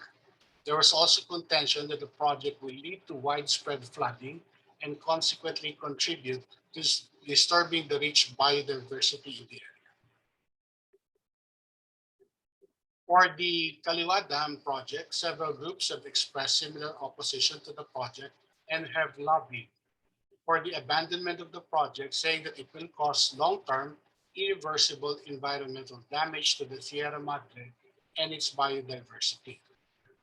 One specific issue is the possibility of a big flood in case of structural damage to the dam due to an earthquake. The government downplayed that possibility, saying that there are no active faults within the immediate vicinity of the dam which can bring about ground rupture.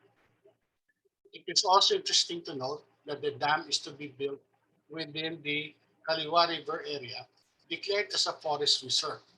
Moreover, some construction areas have been designated as a national park, wildlife sanctuary, and a game reserve, thus giving the rise to the concerns about biodiversity.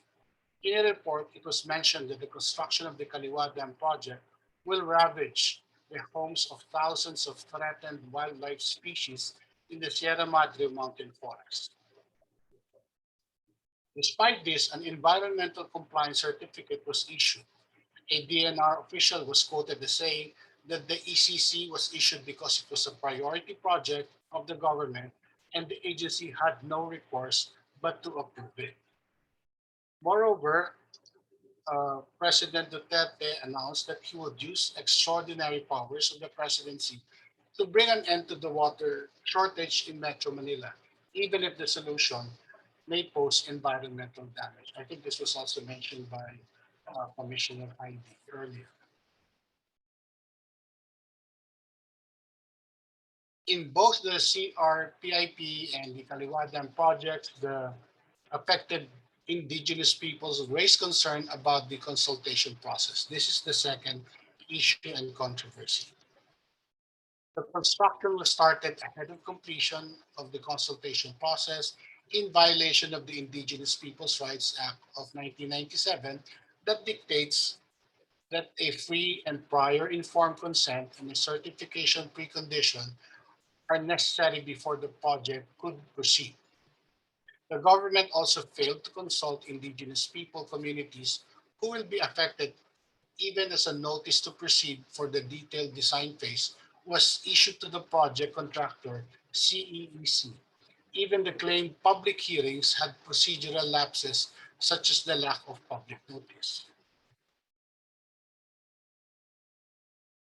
The local government units of Infanta in Quezon Province and Tanay in Rizal Province made clear that they will not be issuing an approval, an endorsement, or any form of agreement concerning the construction of the Kaliwat Dam project.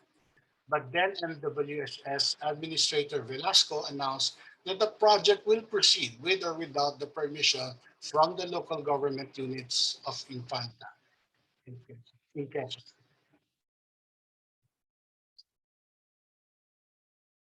The next issue would be the selection of the contractor.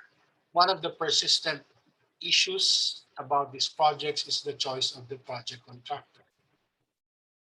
For the CRPIP, DOF said that on the procurement, China's provided a list of 3 contractors of good standing, and the implementing agency was given the opportunity to vet and request a replacement if needed.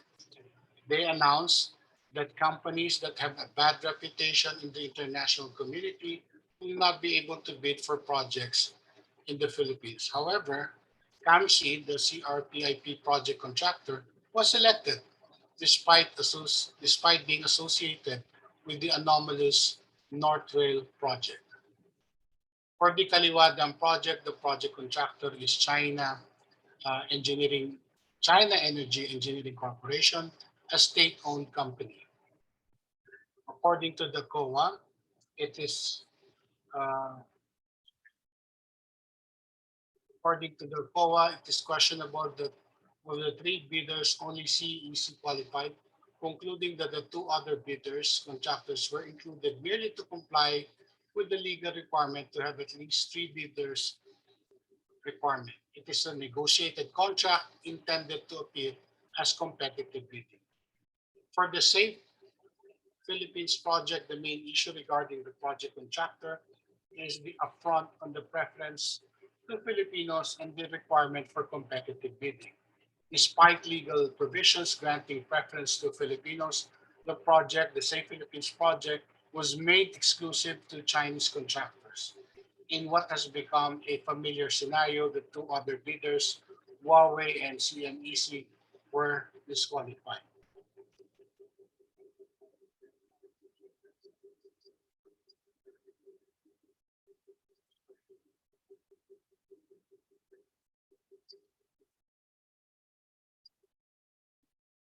Next is the disadvantageous interest rates. At an interest rate of 2%, the CRPIP and the Kaliwadam project contracts with China were disadvantageous to the Philippines compared to less than 0.2%. Remember, the 2 projects, Chico River, Kaliwadam, were at an interest rate of 2% per annum, whereas we could have gotten it at 0.2% from other ODA-funded projects, such as those from South Korea and Japan.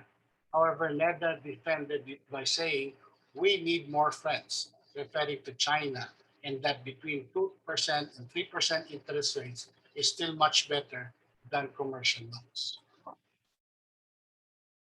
Perhaps the most controversial and inflammatory issue about the CRPIP is the waiver of sovereign immunity in light of the experience of other countries such as Sri Lanka, Djibouti, and Maldives with China. These countries have been reported to have had to give up their strategic national assets on the back of Chinese loans. I think this was also mentioned by Justice Carpio Morales earlier.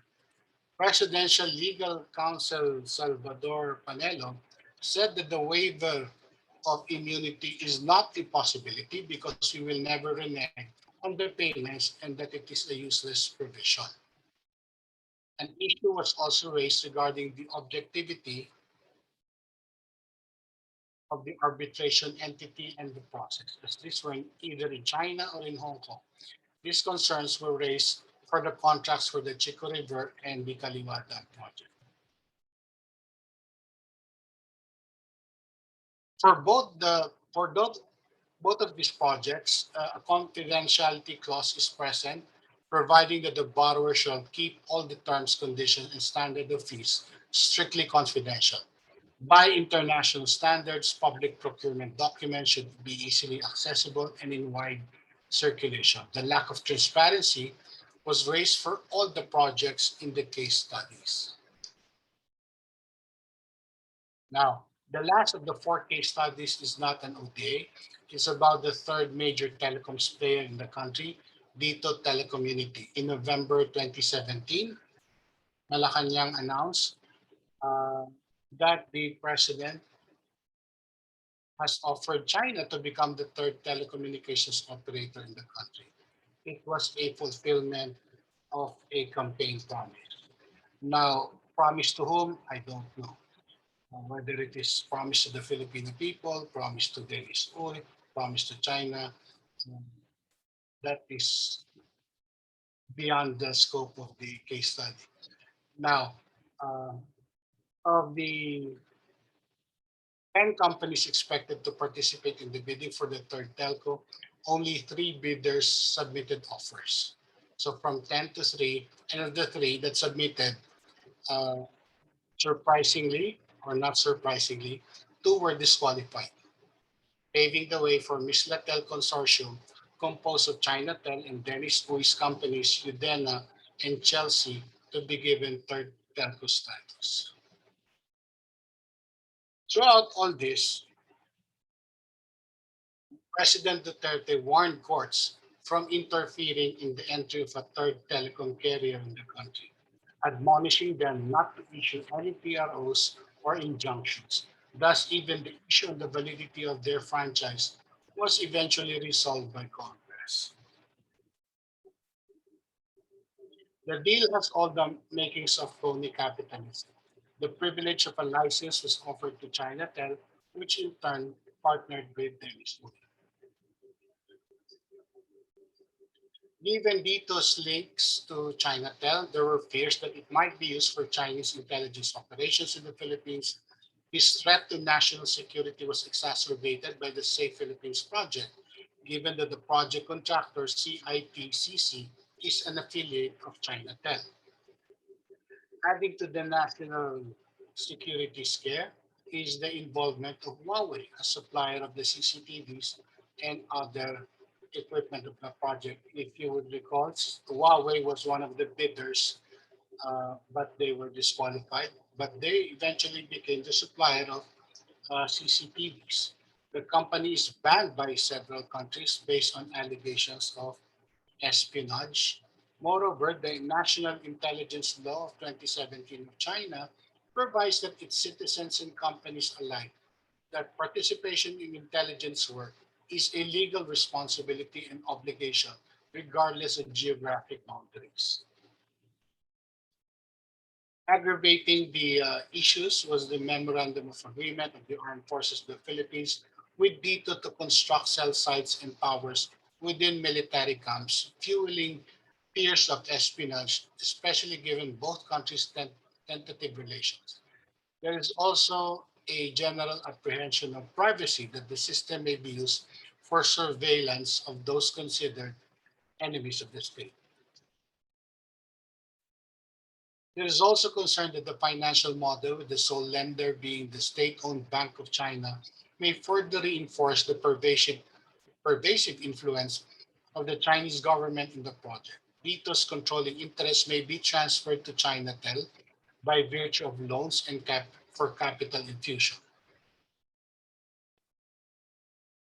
Summing up, it is very clear that the issues are the same and are recurring in these Chinese investments. Most glaring is the trademark lack of transparency that strongly suggests irregularities. Secrecy paralyzes civil monitoring, and corrosive capital tends to thrive when information is scarce. The call is for increased transparency and accountability, as has been mentioned several times by the previous speakers. So with that, thank you for listening, and I will look forward to the question and answer later. Thank you. Yeah, thank you, Professor Edwin. Actually, we already have at least a couple of questions related to the case studies, especially on Kaliwa Dam. And so, we'll get to that in a bit. But thank you so much for your presentation, for presenting the 4 case studies that Strat-based ADRi has conducted on these China-backed projects, China-funded infrastructure programs here in the Philippines. In essence, giving the Philippine experience of this BRI and China investment. So with that, I want to move on to our next speaker. We have 1, 2, 3 more, and we're looking very much forward to hearing from them. Next up, we have Dr. Alvin Camba, a non-resident fellow at Strat-based ADRi Institute.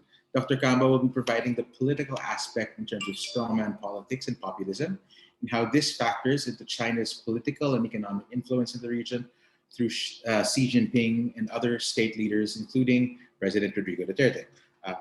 Dr. Alvin Camba, the floor is yours.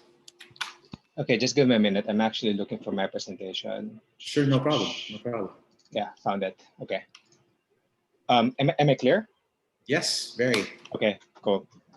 So good morning, to people in the Philippines. My name is Alvin Camba. I defended my PhD and I'm on the way to getting my doctorate in August. And I'm an incoming assistant professor at the Corbell School of International Studies in Denver. In the past 5 years for my dissertation, I've done fieldwork on all the Chinese projects in the Philippines, particularly the Duterte projects that have actually occurred. I've published them in numerous peer-reviewed articles in mostly developing journals.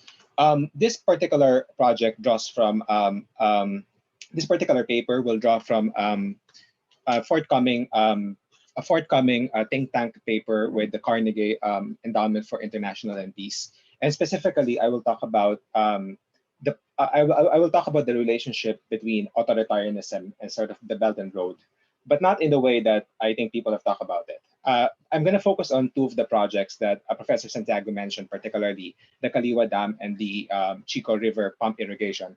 And I'm going to draw from interviews from Filipino Filipino policy elites, people from NEDA, DOF, and people from the BSP. And I'm going to draw from interviews with Chinese Exim Bank officials I was able to talk to. Now, this is the outline of the presentation. And then just a very brief outline from the question, the argument cases. I'm going to talk about both projects, the negotiation process, the implementation, and the conclusion. Moving forward, the research question I have is, how does the Belt and Road or other Chinese commercial opportunities encourage authoritarianism, which is a big assumption behind the corrosive capital, the corrosive capital concept. Oh, by the way, with corrosive capital, I actually worked with CIPE 2 years ago, and I was the one who led and wrote the Philippine report on that, working with Strat-based ADRi as well. Now, the common assumption, and I have to warn my colleagues in the panel that while I agree with the big picture of what everybody's talking about, I have to disagree with the specifics. And I'm an academic and I have to look at the academic literature, and the academic literature would deviate from some of the assumptions made. Now, the general assumption is because China is an authoritarian state, a communist state, Belt and Road helps authoritarian leaders directly, or it encourages authoritarianism. Now, if you look at the literature, the academic literature in the past 20 years on Chinese money and the Belt and Road specifically, there are a lot of this is not so direct. There are a lot of complications about this. For instance, authoritarianism is not correlated with the Belt and Road. A statistical study was done on it. Chinese projects, however, are highly associated with weak institutions. So weak institutions can be, of course, authoritarian too. It can also be, a democracy. Now, interesting about Chinese money, they are highly correlated with economic growth and decrease of within-country inequality. This is a new project that came out in the American Economic Review, which is the top economics journal in the United States. And interesting enough, I would argue that if you look at the studies done in the debt trap, there is no statistical support for it. Now, that doesn't mean that I support Chinese money. There are dangers with Chinese money, but the debt trap specifically does not have statistical support. And even the Sri Lankan case and the other cases are really, really contested. That has to be researched much more. Of course, there are other dangers with Chinese money. Now, going to the presentation again, the Belt and Road is not a static blueprint. It is a constantly reconstructed blueprint by Chinese bureaucrats or firms within China to acquire support for overseas projects. So there was a recent book by Min Ye, who's a professor at Boston University. She was talking about how the Belt and Road is not a static blueprint. It is constantly reconstructed by Chinese bureaucrats and Chinese firms within China, and they constantly brand their projects as Belt and Road projects, even though they're not exactly Belt and Road projects to begin with.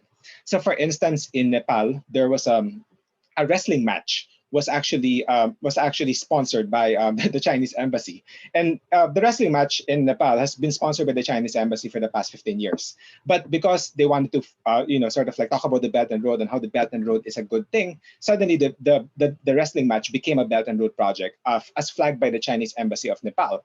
Similarly, in the Duterte administration, the two drug rehabilitation sort of facilities built in Mindanao suddenly became Belt and Road projects, even though they're not exactly Belt and Road projects to begin with. Now, the bigger point to that is that the Belt and Road is a misnomer. It's a really difficult. There is no project list in the Belt and Road. It is constantly renegotiated. It constantly changes. Of course, the Belt and Road can be used by the Central Politburo with geopolitical goals that can be dangerous for the Philippines. But I would argue that this comprise a small subset of projects overall. And then you have to take a look at what these projects are rather than sort of assume that all Chinese projects, all Belt and Road projects are dangerous. It has to be a project-to-project, case-to-case basis. Now, moving forward, I would argue even more, and as what the literature has said, the Belt and Road is a subset of a broader process of the outward expansion of Chinese money. In 2019, I think 600, 700 billion of overseas ODA is funded by China. That's by 2019.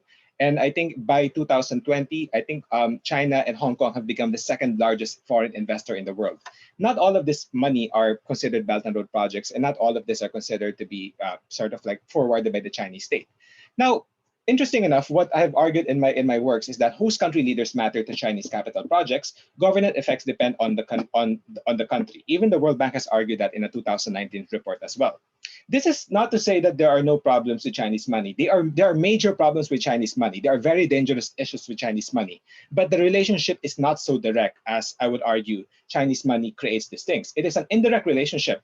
And this indirect relationship is what I'm basically arguing in this paper, which is host country leaders can use BRI projects to maximize their political survival, but it is not because the Chinese are perpetuating autocracy. To be blunt about it, the Chinese do not care. They don't care if they're lending to democracies. They don't care if they're lending to autocrats. They honestly don't care. It is part of their institutional makeup in the 1960s when they were rising up when they were under a communist regime. One of their key institutional practices was to respect the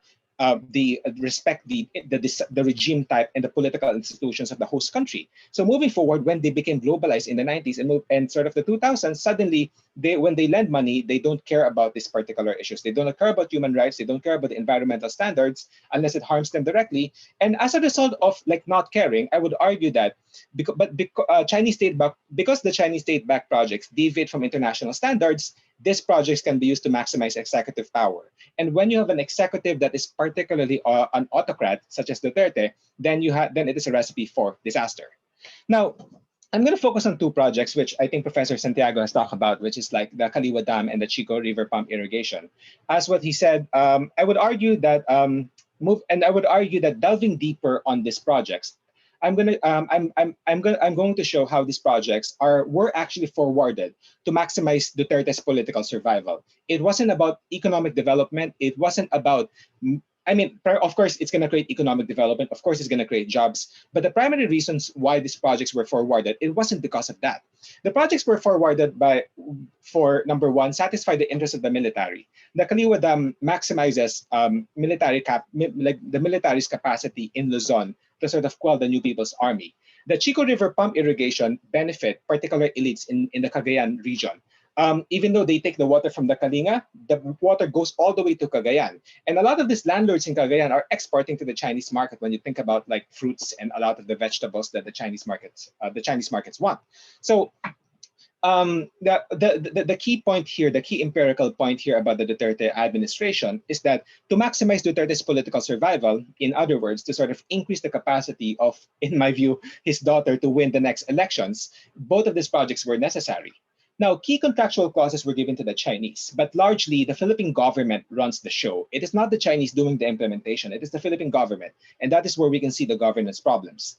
The Chinese do not care, honestly. It's a win-win situation for them because, as Professor De Castro said, suddenly they have an ally in the Philippines. Now you give the money to the Philippine government, and if the Philippine government is not comprised does not comprise of like good bureaucrats and sort of good like public servants, then it's going to be a recipe for disaster. Now I argue that all of this actions by China they result in long-term resentment against China. Now moving forward, as what we all know, Kaliwa and the Chico projects are both really old projects. The Kaliwa Dam was a Marcos project recycled by Aquino III in 2012 and 2015. Suddenly, Duterte turned it into an ODA project by 2016. Now, the Chico River Dam project is not the same project that Duterte is building right now. It is an iteration of that project. It is a smaller subset of that project, so it's not actually a dam project, it's an irrigation pump project. And that really, the nuances of that project, the technicalities actually matter to how these projects are sort of like forwarded. Now, I'm gonna draw from my interviews, my field research, my field data that I did last year on this. I spoke to a NEDA official in October 2010. In his perspective, Kaliwa was used to forward the military's interest by building stages areas against the New People's Army. And if you analyze the sort of the construction of the Kaliwa Dam, it is near the Sierra Madre Range, and it goes all the way to the Rizal and Quezon.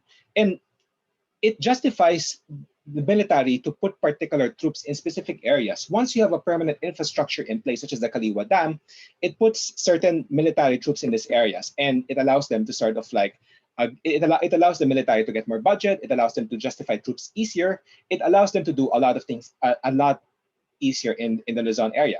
And in my analysis, that was the reason why, winning the military, making sure a coup d'etat doesn't happen, that's very important for Duterte, and that's very important for his political survival. Moving forward, the Chico River pump was, in an interview with a political broker, this political broker went with Duterte in October 2016 when he visited Beijing. According to this broker, both families there were particular families who created the design of the Chico River pump. The Chico River pump is a really new design. It is not the old design of the Marcos. It is not the old design of Aquino. It is a project that takes water from the Kalinga and goes all the way to Cagayan. And there were particular families in Cagayan who had representatives who modified the irrigation pump project, originally intended for the Kalinga, to something bigger that ultimately benefits landed interests. The key part here is that Cagayan, as agriculture area and sort of something area that needs water, it is now trying to export to the Chinese market, and sort of like capitalizing on the Chinese market and taking the water of the indigenous groups was something important to these families. And of course, for Duterte, if you wanted to win key families, particularly really important national families, and sort of get the support of these families for the elections of his daughter or whoever his handpicked successor is, then this is definitely a good thing. Now, political survival. Something that people have mentioned before. Kaliwa is a 2% project, and then Japanese projects are sort of much lower. The interest rates are lower. Now, I would argue it's more complicated than that. There's the insurance schemes that would differ as well. But I agree with the analysis that I agree, of course, with the fact that the interest rates are higher. But what's interesting for political survival is that the payment schemes for both projects would last across multiple Philippine administrations, but the credit would go to Duterte only. the Kaliwa and the Chico River pump, I think Kaliwa is a 30 years for the Philippines to pay it, and then the Chico River pump, you would need 20 years to pay it. So the Duterte government has effectively taken a project where they're not going to be the ones paying it down the line. It's going to be other governments. But in the meantime, they can take the credit for building the projects, and they can take the credit for finishing the projects. In fact, the choosing the Chinese, in talking to a BSP official who was part of the negotiations, choosing the Chinese was purely political. They were willing to build the project quickly, and by the end of President Duterte's term, if the Philippines had done this with the Japanese, there would have been stricter procedures which would have delayed it. Now, this is a really important quote because as what people have mentioned, there were a lot of choices to build both projects. Aquino III already had both projects slated for PPP. The reason why Duterte built this project was because you could actually finish this quicker with the Chinese. Remember, both projects were only signed in November 2018, when Xi Jinping visited the country. And both projects only started at that time. If Duterte chose the Japanese, or let's say the ADB to fund it, this project would not be done in Duterte's term because you have environmental standards, social standards, human rights that, I'm not saying that the Japanese and the ADB do not violate these things. In fact, studies have shown they violate it sometimes, but they would have been stricter when it comes to facilitating this standard. So choosing the Chinese was a political goal was a political reason of finishing the projects earlier, so you could actually get the credit for building the projects. Now, on negotiations, interesting enough, in talking to a DOF official, the original project was actually 2.5%, not 2%. Due to events during Arroyo, as what everybody knows, many Chinese projects were canceled during Arroyo.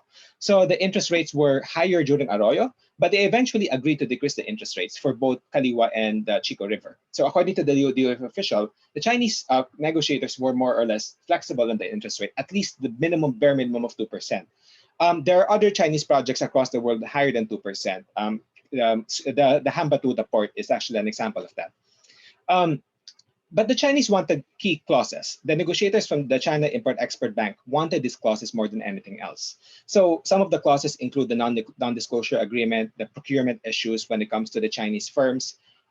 Just a clarification: the non-disclosure agreement is not permanent. It lasts for, I think, 6 months to 1 year. There was a study by ADRi, how China lends. The study came out a month ago, I think, or a few weeks ago. They studied 100 Chinese contracts, and they look at the non-disclosure agreements. And the non-disclosure agreements are not permanent. Nonetheless, they are terrible, and we should have more transparency. But if you take a look at the clauses, they're not exactly permanent. Of course, it's better if there are no clauses at all, but just a clarification on that. So the Chinese negotiators wanted the clauses more than anything else. And you can tell that this is like how China lends. This is what they wanted, even though they were flexible on the interest rates. Now, interesting enough, Philippines wanted to increase host labor participation. Talking to a NEDA official, we knew that labor would be a big issue, since those domestic interests arrayed against Duterte would make an issue out of it. And so we were able to increase Philippine labor participation as much as possible. Now, for both projects, there are many Chinese workers, but there are also a lot of Filipino workers. And that's a result of NEDA negotiating for sort of a higher percentage of Filipino workers. But the Chinese officials did not budge on wages. When we negotiated with the Philippine government, we had some binding parameters, but we were willing to make concessions. But one of the things we would not budge on was wages for the Chinese. How could we encourage our workers to go to the Philippines if we did not increase their wages? So in the Chico River pump, I think a Chinese worker earns 10 times more than a Filipino worker. And in the bridge projects in Makati and I think in Binondo, they're slightly around 5 or 7 times higher than a Filipino laborer. Now, this is something that people have talked about before as well, implementing regulations.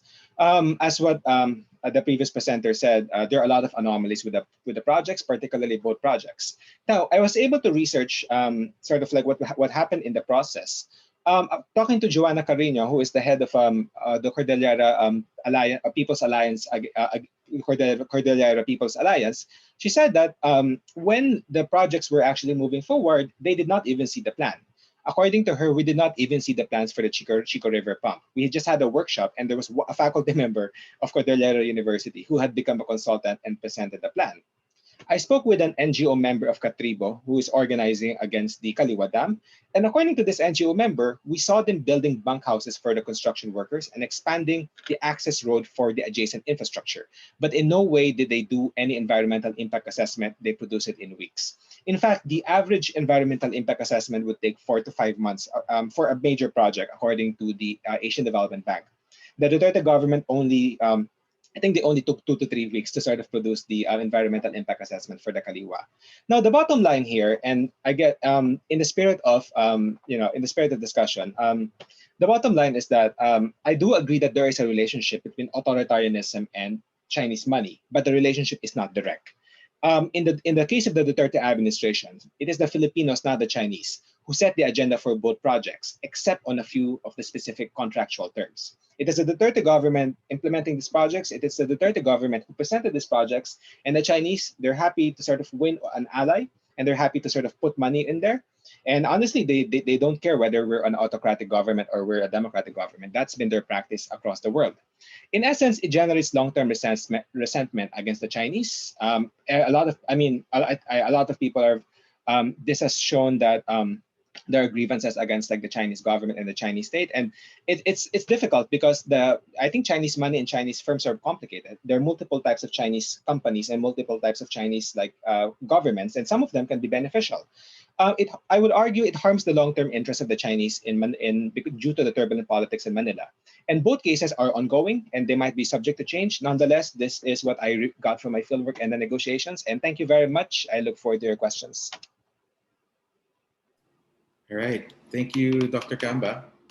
Thank you for sharing your insight. That was very, very interesting, especially the political motivation that you described behind these projects. And like you, I look forward to the question and answer portion. Okay, so next up we have Attorney Terry Ridon. He's our next speaker. Attorney Terry Ridon is, again, another of the Institute's non-resident fellows, and is also a convener of the NGO group InfraWatch PH. Attorney Ridon is set to discuss feasible interventions and approaches for civil society, including media, in ensuring transparency and accountability on Build with Build program and towards other foreign investments. Attorney Terry? Hi, Paco. Good morning to the panel. I think very important to proceed in this discussion is again review what China had promised to the Philippines, but what it had failed to do. And I think China had a record of promising investments which had not materialized. I'm not sure whether this has already been stated, but I'm stating it again. Less than 5% of China's promise of $32 billion of loans, only 5% had come into fruition. And like what had been stated, only a few have been completed or set to be completed in 2021, which is like the Binondo Bridge, the Estrella Pantaleon Bridge. In fact, even the Marawi Rehabilitation Project, in which China had also wanted to intervene, is yet to be finished. And most of these things are ODA projects, such as what had already been discussed, which is the Chico River Pump Irrigation Project and the Kaliwa Dam Project. But what needs to be stated as a important point is that even the major Kaliwa Dam project has not actually proceeded as it should. And it has been promised as early as 2016. There had been ongoing debates. We had intervened in that debate then, and up until today, not much has happened with Kaliwa. And I'm quite certain that the dam, while important for Metro Manila's water resiliency, will not be finished by the end of the term of the president. China also has a record of backing out of initial funding offerings.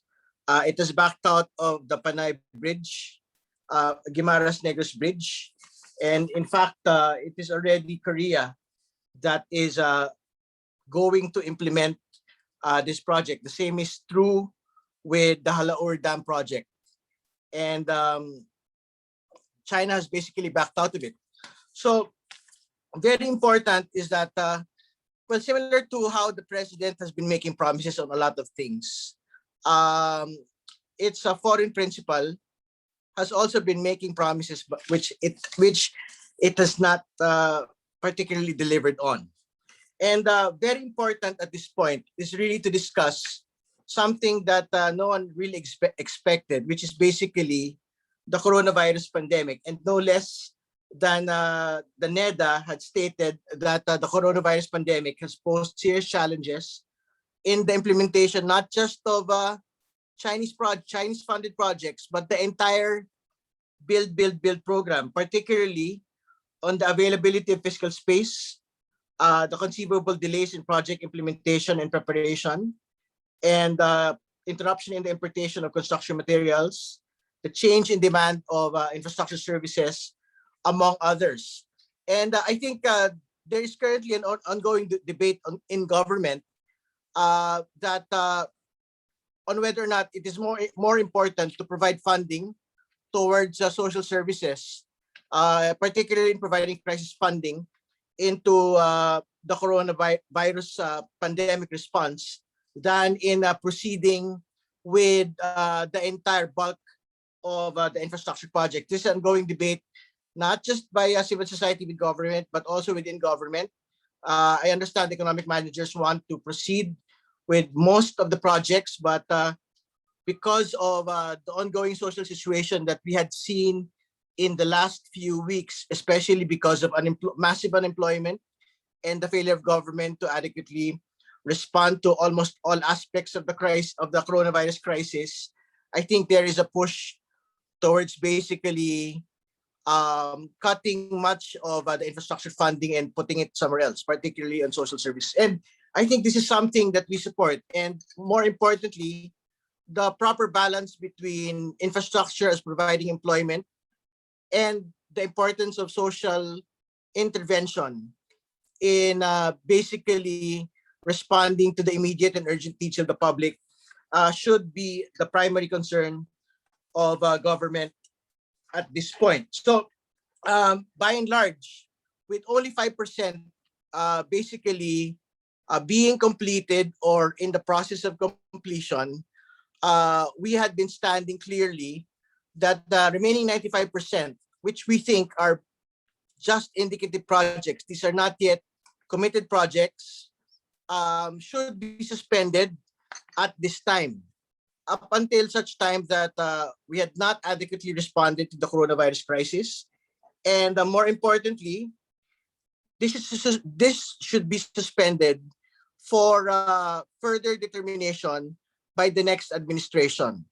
Meaning the Duterte administration has basically lost its time and its opportunity to fully implement 95% of supposedly Chinese funded projects. And to a certain extent, we would also want to make the point that although regulatory roadblocks had in fact been a severe problem of government in many of the things that we had wanted to undertake in terms of reform, in making business better, in making industry better, in making the economy better, regulatory roadblocks, regulatory delay has also benefited the country to a certain extent, because many of the indicative projects had in fact been delayed, not because of Chinese intervention. It had in fact been delayed because of Philippine delay.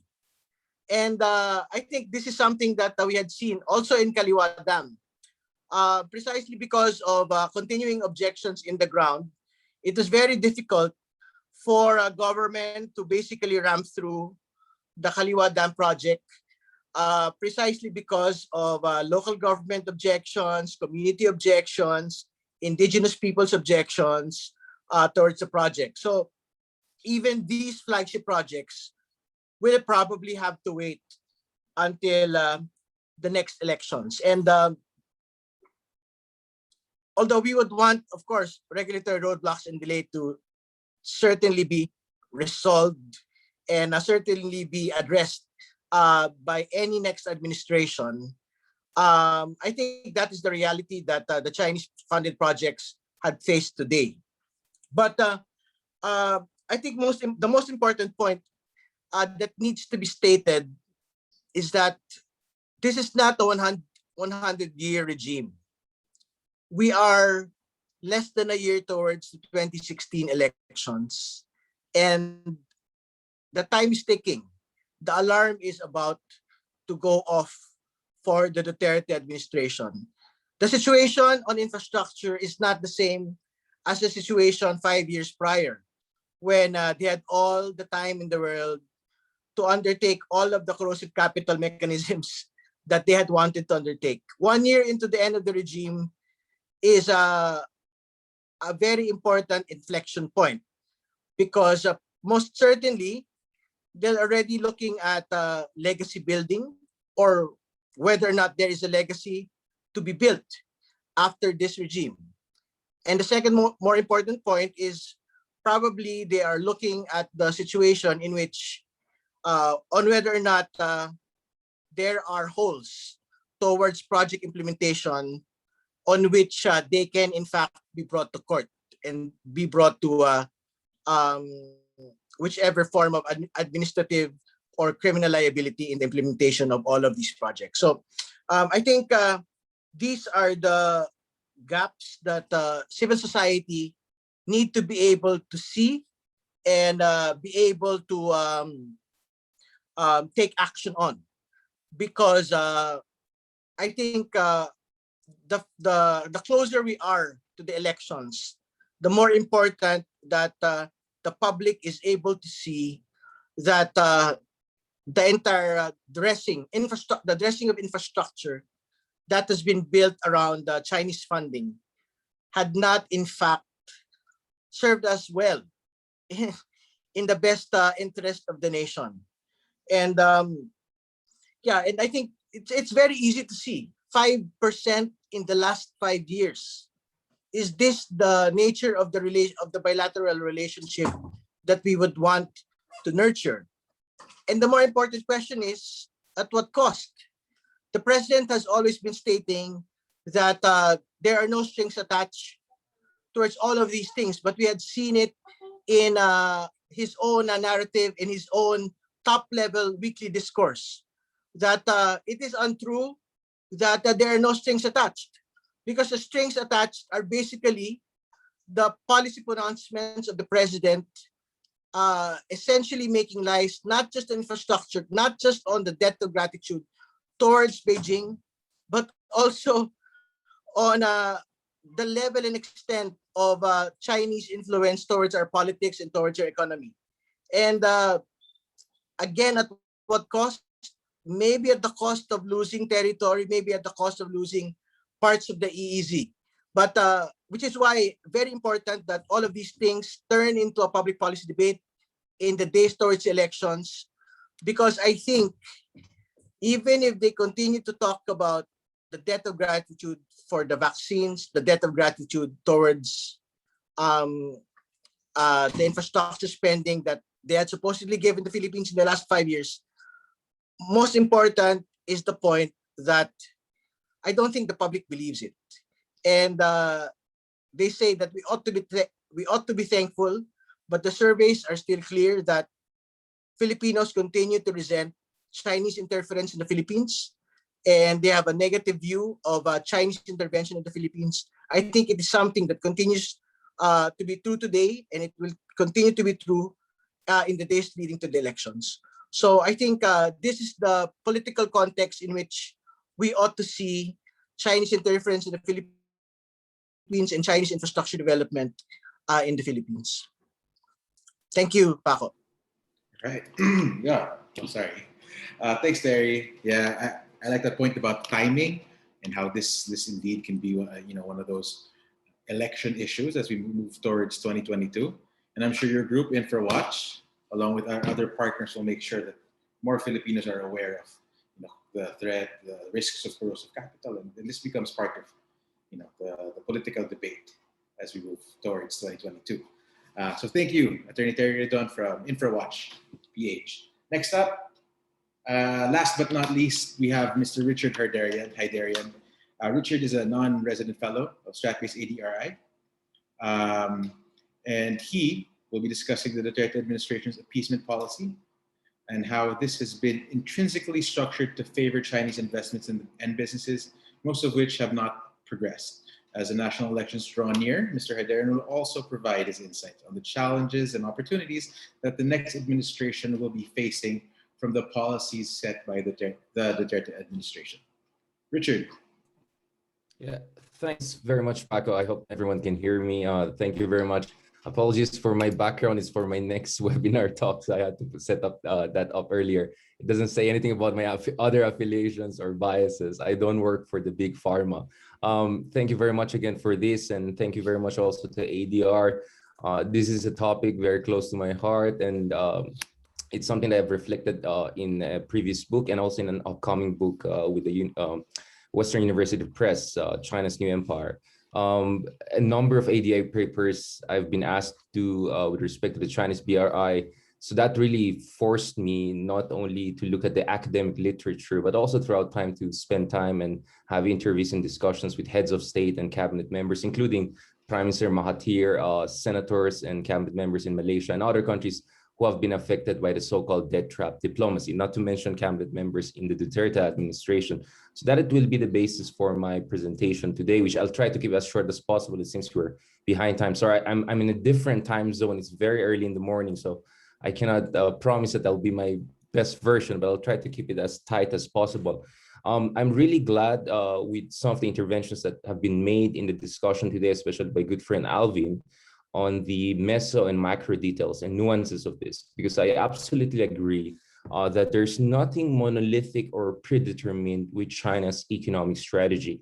We have seen over the past 10 years alone how much China has tweaked and turned and twisted its economic strategy in response to how other countries have responded to its initiatives. We clearly saw that in the case of the Asian Infrastructure Investment Bank. Initially, it was supposed to be a Chinese version of the World Bank. There was some pushback, there was some backlash, and eventually we saw some changes in the very structure, the governance structure of the AIIB. Now, it's not perfectly what many people wanted, but there was a sufficient degree of reforms and tweaks that even countries like Britain and later on a number of other European countries felt comfortable enough to join the AIIB of China. I believe that the same dynamic could more or less be at play in the BIR, but I would also argue that if you're familiar with Chinese policy making, if you talk even to senior officials in China, including during my talks with Chinese officials back in 2019, just before pandemic when I visited China, one of the other things I understand is that it's also likely that because the Chinese couldn't get their way fully on the AIIB, they see the BRI as the other mechanism by which they can get their way in their bilateral dealings with other countries, because it's very clear that the Chinese preference is generally bilateral rather than multilateral, as much as they want to assert their international influence through multilateral initiatives. But it's absolutely clear that there's nothing monolithic or predetermined with Chinese economic strategy. And I would like to add this concept of predation coefficient. I agree that in general, China doesn't care if you're democracy or autocracy, because that doesn't really mean much.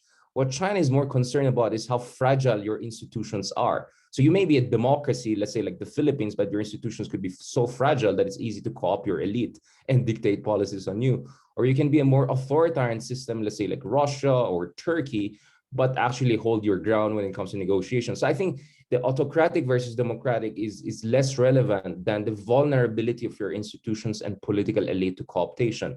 And the reality is that if you look at the key cases when it comes to China, it seems the more corrupt or co-optable the host countries are, the more corrosive the Chinese investments can get. Nonetheless, speaking in the case of the Philippines, because I absolutely agree that we have to have a case-to-case analysis when we discuss this issue, and we cannot just paint anything Chinese with a negative light. I do not agree with that. I've spent a lot of time in the Middle East. I'm currently in the Middle East. There have been many positive projects from China. China actually has a very positive kind of view positive favorability in places like Central Asia, Latin America, Africa, Middle East. So it's quite different from us back in the Philippines or parts of Southeast Asia. And that's because not everything China is negative, and China has done a lot of constructive, literally constructive things. Now, just to kind of compress my analysis today so that we have more time for discussion later on, I'll try to discuss the good, the bad, and the ugly as far as the Chinese investments under President Duterte is concerned, or Duterte's pivot to China is concerned, and what are the implications as we move towards the next administration. The good thing is this. Beginning 2017, 2018, I used the term Chinese chimera. Why? Because I did not agree with a lot of friends who were saying that, oh, we're going to be flooded with Chinese debt and then they're going to take over our country. My number one question and source of doubt based on earlier studies and earlier works was that China has a tendency to make a lot of pledges and promises, and a lot of time, not much really comes in. Now, in the case of Sri Lanka or Malaysia, a lot of investments came in for a lot of reasons. But I always said that in the case of the Philippines, there is also a degree of geopolitical sensitivity and also consideration for the Duterte administration political stability. But if President Duterte was so eager to forward deploy concessions right and left on West Philippine Sea in terms of his promotion of China as a force for good, in terms of not asserting our arbitration award or making extremely contradictory statements in terms of downgrading or severing our ties with our traditional allies, if China was getting a lot of that, I think the incentive for China to make big ticket investments in the Philippines was always not as much as President Duterte expected. I mean, the fact that geopolitics is very important can be reflected, for instance, in other Chinese projects in the region. For instance, if you look at the Bandung-Jakarta project in Indonesia, which both Japan and Indonesia fought for, President Xi Jinping, the top leadership in China, specifically pushed for very, very low interest rate because they felt Indonesia is a very important country. So while it's true that Chinese banks or mid-level policymakers try to be as quote unquote professional and look at fiscal sustainability of their projects, in a lot of cases, you actually have intervention from the very top, right? It's quite interesting that even when President Xi Jinping came to the Philippines back in 2018, we did not see any major breakthrough in terms of Chinese investment pledges in the Philippines. So I think in many ways, you could say that either President Duterte was taken for a ride by our Chinese friends, or that he didn't play his cards very well. Because I think if we played our card better, we could have always gotten better quality investments from China. But in many cases, we also have to credit ex-Secretary of NEDA, Secretary Pernia. Again, I think in some of the presentations earlier, it was mentioned that NEDA officials pushed for the Philippines' interest. I think Alvin also mentioned that a while ago, that there was some back and forth that the Filipino officials tried to set the terms. And I think we kudos to Secretary Pernia, and hopefully, best wishes for Carl Chua, who now heads the NEDA, to continue that kind of legacies, to make sure that, President Duterte can say whatever he wants. It's bad in many ways, it has implications, but at the end of the day, his economic managers will oversee the execution, implementation, and absorption of this project. And if your economic managers are patriots and reasonable, sane people, that helps a lot. And I think in the case of Secretary Pernia, that really helped a lot. I think it also helped a lot that there was heightened mobilization by the civil society, academics, influencers. Justice Carpi did a very good job, constantly in headlines, these questionable provisions with different dam projects, that was really good. And I think that put a lot of pressure, not to mention when I was in Marawi 2 years ago, there was also a lot of civil society pushback to Chinese projects of reconstruction and rebuilding there. So kudos also to civil society groups in Marawi for ensuring that Marawi is not necessarily going to be rebuilt by questionable companies. I mean, many Chinese companies which were supposed to be involved in Marawi reconstruction were blacklisted by the World Bank. That tells you a lot, right, about the level of scrutiny that was applied by the administration to a certain degree. But it didn't work. It fell apart. There was pushback. We also have some interesting developments recently. Japan and the United States are now pushing for their own version of a BRI. Again, let's be very clear. This is not about matching China on a dollar-to-dollar or renminbi to renminbi basis. This is a question of quality investments that can bring jobs, that respect environmental standards and good governance standards. And the reality is that as much as developing countries want investments, they're increasingly also sensitive to quality issues. They're sensitive to issues of whether this will create jobs for us or only for workers or engineers of those host countries. Not to mention the whole debt trap diplomacy rhetoric has put the Chinese on the defensive and put a lot of governments in host countries, developing countries also on the defensive. And kudos to Prime Minister Mahathir, among others, for raising that issue very decisively, to a point that even in a country like Pakistan, which is known as all-weather ally of China, there has been some pushback against Chinese investments and efforts to diversify sources of investments, among others. So I think heightened mobilization by civil society, academia, ADR-sponsored webinars like this are really, really helping, and we need more and more of that because it does have a political impact. You can see that the political elite here and abroad are also paying attention. They are sensitive to that. So we also see this pushback in terms of counter or alter BRI initiatives, and Japan has been playing a very important role. We know that in 2015, former Prime Minister Abe pushed forward with the $150 billion Asia-wide infrastructure investment project.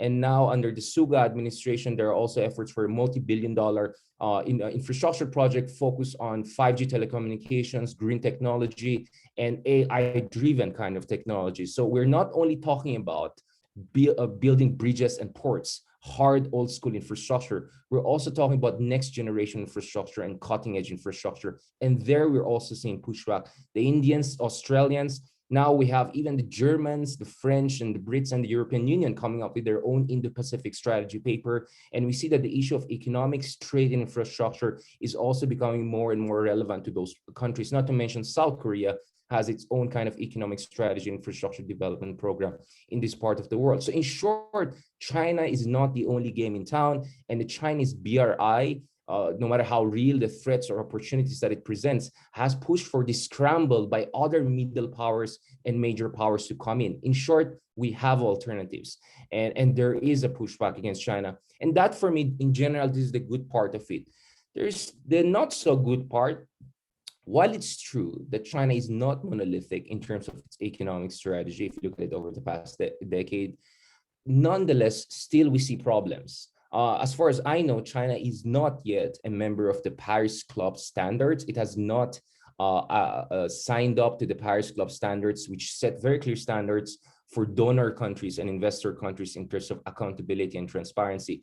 I'm still looking for a website where I can go in China with English translation, where I can check item by item different projects and the state of implementation. Also here in the Philippines, that has been our problem. It's very hard to get information about the Chinese project, how much money, how much interest rates. So there's a lot of wishy-washiness and fog here, right? And that's not very helpful when you're talking about fiscal and long-term debts, right?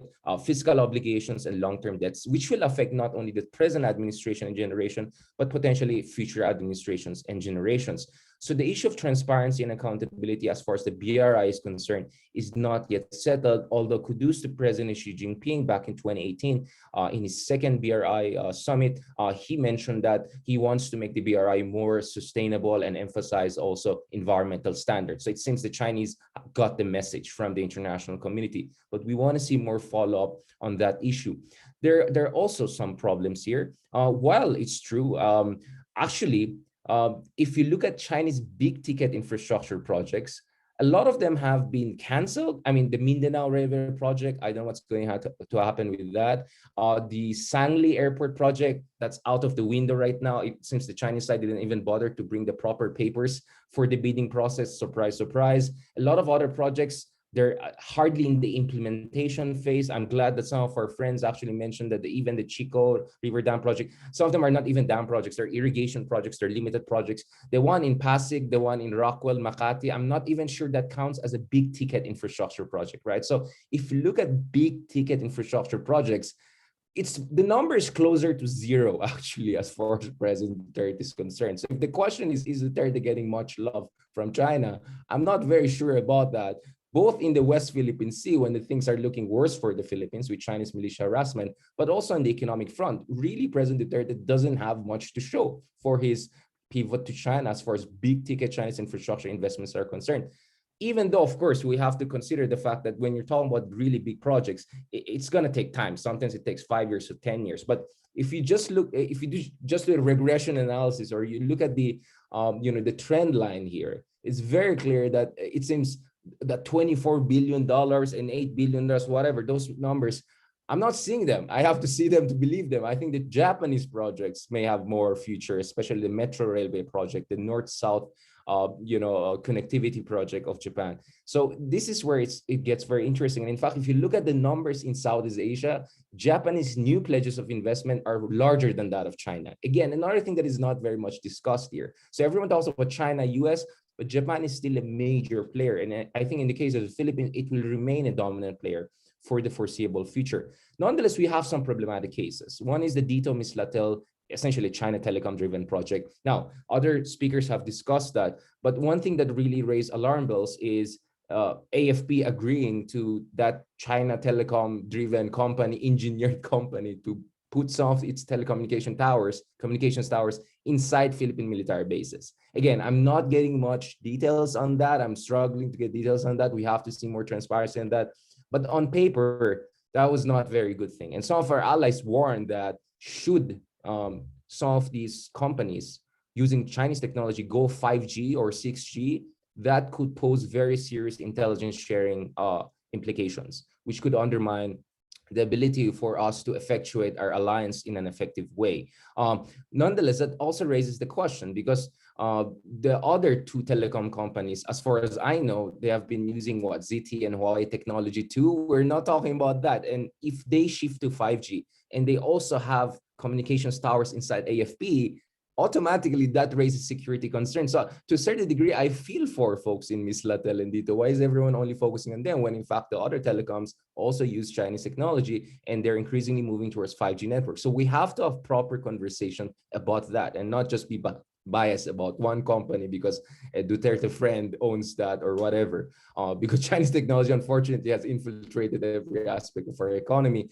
Not to mention the Chinese having a 40% stake in our national grid. And by the way, you shouldn't blame Duterte for that. Other administrations should carry the blame for that. Again, these are serious security implications that we have to discuss. There's also the aspect of Chinese, what I call economic habit strategy. So sometimes the Chinese cannot buy, let's say they cannot enter a specific sensitive sector or critical infrastructure. But what they do is that they buy hotels or infrastructure around it, right? They establish investment. And that also has security implications. Let's say Chinese build hotels near the Palawan Bautista Air Base. That has security implications. Let's say the Chinese build resorts facilities next to Subic of military facilities when they're Balikatan exercises. That has security implications. We have to talk about that.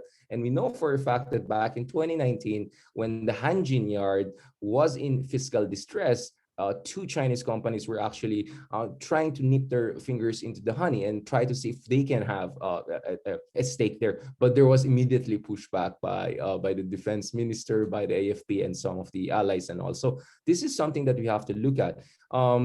As far as the Chico and Kaliwa dam projects are concerned, again, it was mentioned that, by the way, not all of them are dam projects. It's much more limited than we think. But the way that the government kind of rammed through concerns over environmental sustainability and fiscal stability, that sets a very dangerous precedent. And it shows that Philippines has not learned anything. We had already the NBNZT and North Railway blunders in the past. 10 years on, more than 10 years on, we see the same trend in the Philippines. So there's not much institutional learning in the Philippines. That kind of worries me. We should have learned our lessons from the Arroyo era blunders vis-a-vis China. And the ugly part is this. The reality is this. Maybe things are not so bad. There's some good things that actually happened, that not much really happened in a sense. Maybe we panic a little bit. That's why I said Chinese chimera, not Chinese death trap, as far as the Philippines is concerned, not Malaysia or Sri Lanka or Cambodia for that matter. But the reality is this. The Philippines posted another quarterly recession. So 15 months, the Philippines has been in economic contraction. So we already had 9.6% GDP contraction last year, another 4% this quarter. The Philippines is increasingly looking like the worst affected countries. In fact, the IMF's released a study in the last quarter of 2020, which showed that Philippines and India will post the greatest growth decline projections compared to their pre-pandemic potentials. So pre-pandemic, the Philippines and India would have been the fastest growing economy. Now it might take us up until late 2022, if not more, to regain just our 2019 level. So you just can imagine how much the Philippines has lost. By one count, we lost, I think, around 20 trillion pesos in terms of foregone economic activity over the past. So, whatever Duterte wants to say, thanks to the vaccines from China, among others, I mean, how did this pandemic become this pandemic? Just look at the recent studies released by the WHO, an independent panel, which said that if only there was more decisive action a month earlier, things would have changed. Of course, you can blame the Americans and everyone for not doing their job, but you cannot also blame them because the data that were fed, right, and the WHO cautioning against travel restriction, that also played into the restriction to the policy-making decision of friends in Europe or US or around the world. And at the end of the day, we know, as far as we know, this came from China, right? So as far as policy-making mistakes are concerned, and actually SWS survey last year showed that a majority of Filipinos want China to be held accountable for this pandemic. And now we have 20 trillion pesos gone out of our economy. Nonetheless, this is the problem. The Philippines becomes more structurally vulnerable. And one big issue I've been hammering since last year is that bargain hunting could be the trend now. China has a lot of money. It is very proactive in terms of its economic diplomacy. So because of the Philippines now, so when Duterte came into power, we had very good fiscal position. Our macroeconomic indicators were robust, right? Thanks to two previous administrations' policy, right?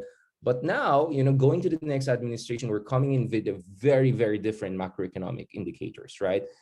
Including our fiscal picture is nowhere close to robust than it was. So there might be temptation by this or the next administration, whoever that's going to be open to more predatory or questionable investments, not only from China, but from other sources, or not to really strike a good deal because we're just desperate to get financing from outside in. So that's where we have one area of vulnerability. The other area is this.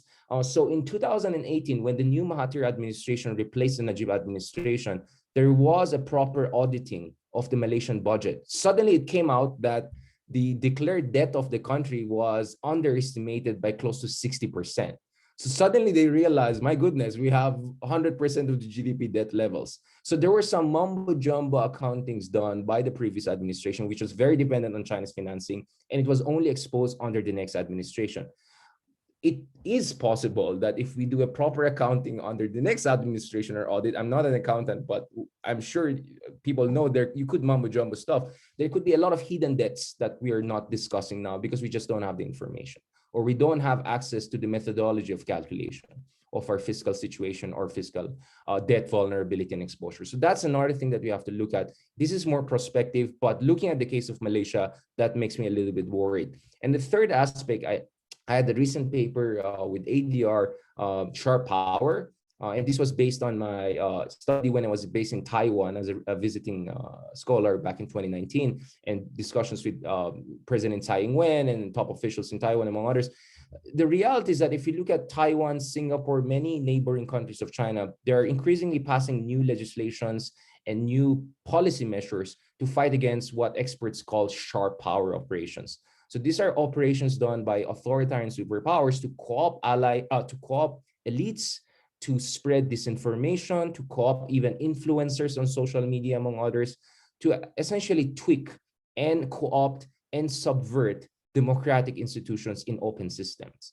And this brings me to the last part of my discussion, which are the policy recommendations, especially because Facebook flagged a number of China-based social media accounts peddling disinformation or pro-partisan positions for the next elections in the Philippines. So we already have, thanks to our Facebook friends, I'm not a fan of Facebook, but we're getting to have some, some ideas, right? Some flavor of what could come.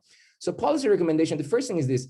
I remember I did an interview with Comelec spokesman Jimenez for the midterm elections 2019. And I asked him, does the Philippines has a foreign financing or election interference legislation or anything like that? As far as I know, we don't have anything like that. When in fact, election interference and foreign financing is a big issue in major democracies in the US and Europe and Australia for that matter, and increasingly in Taiwan recently. So I think this is something that we have to discuss, which brings me to the second issue. For instance, in other countries, including the US, they have certain foreign investment commissions, where they assess the national security implications. So independent body assessing national security implications of investments in sensitive or critical infrastructure. I'm not sure also we have that. It is, for us, it's really a mess, right? Depends on what the president wants, different agencies saying different things. So my understanding, hopefully under the next administration, this is something also we work on, specific regulatory independent bodies that really assess national security implications of investments, so that we don't rely on paranoia, bias, or prejudice, but actually on an independent body to do the decent job. And that also brings me to the third issue. European friends, Australians, among others, are also, getting more involved in Southeast Asia, in the Pacific.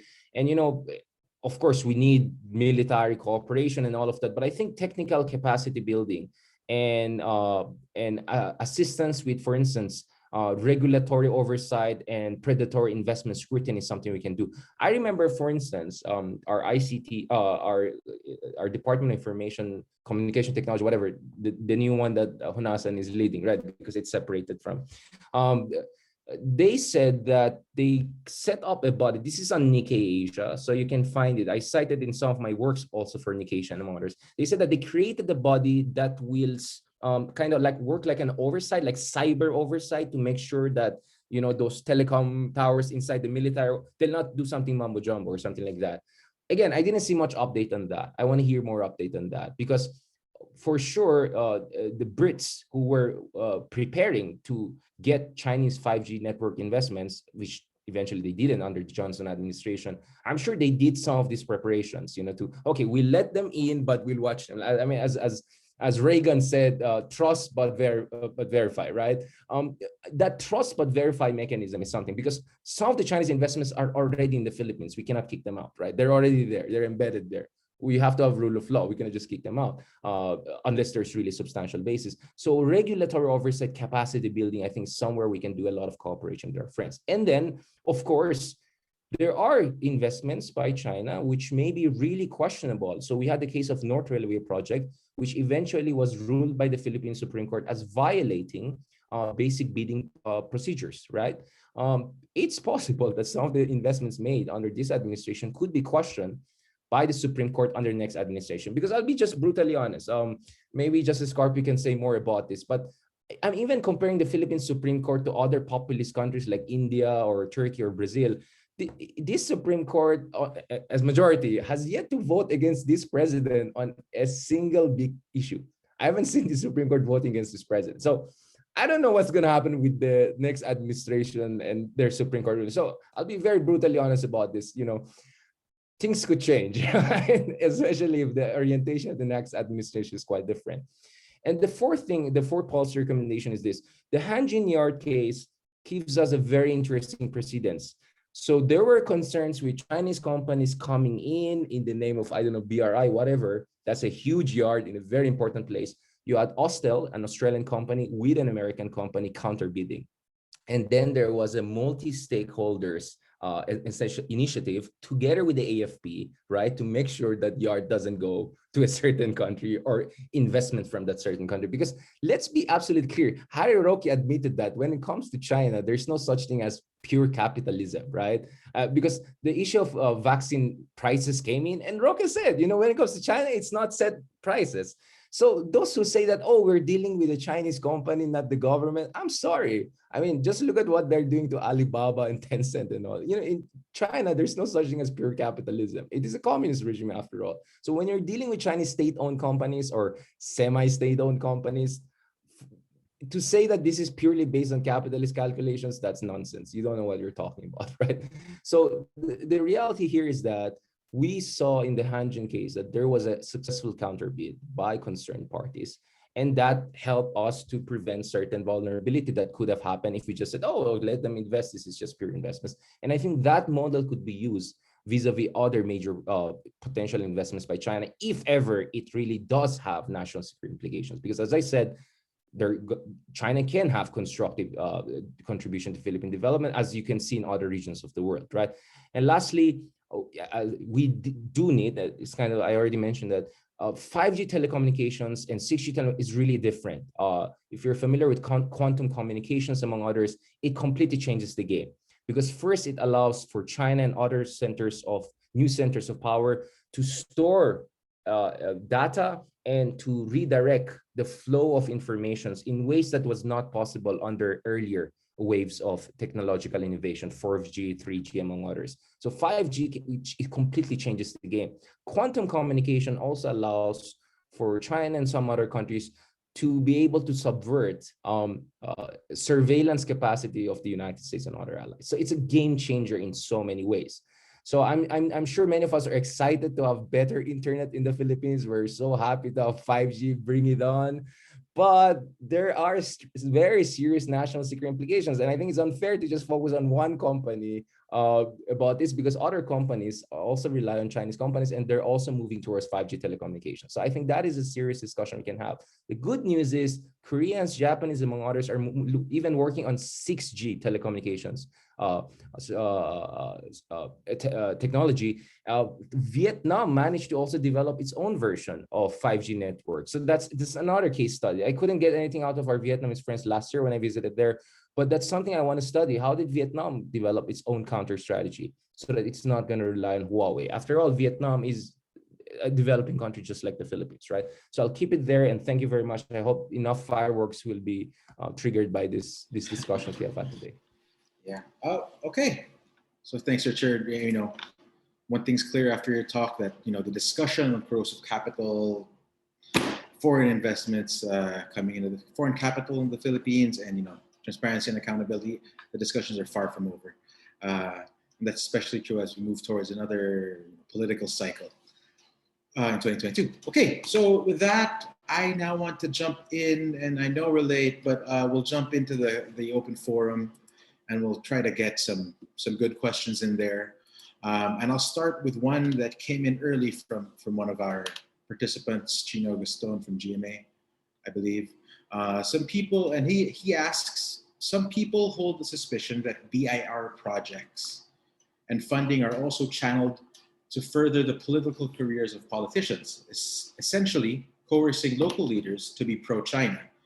Do we have our own Manchurian candidate or candidates, so to speak, with a lens towards the upcoming elections?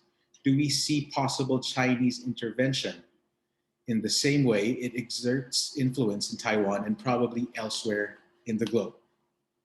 The question is anybody's free to answer and chime in? It's also in the Q&A if you wanted to see it again. It's in the Q&A.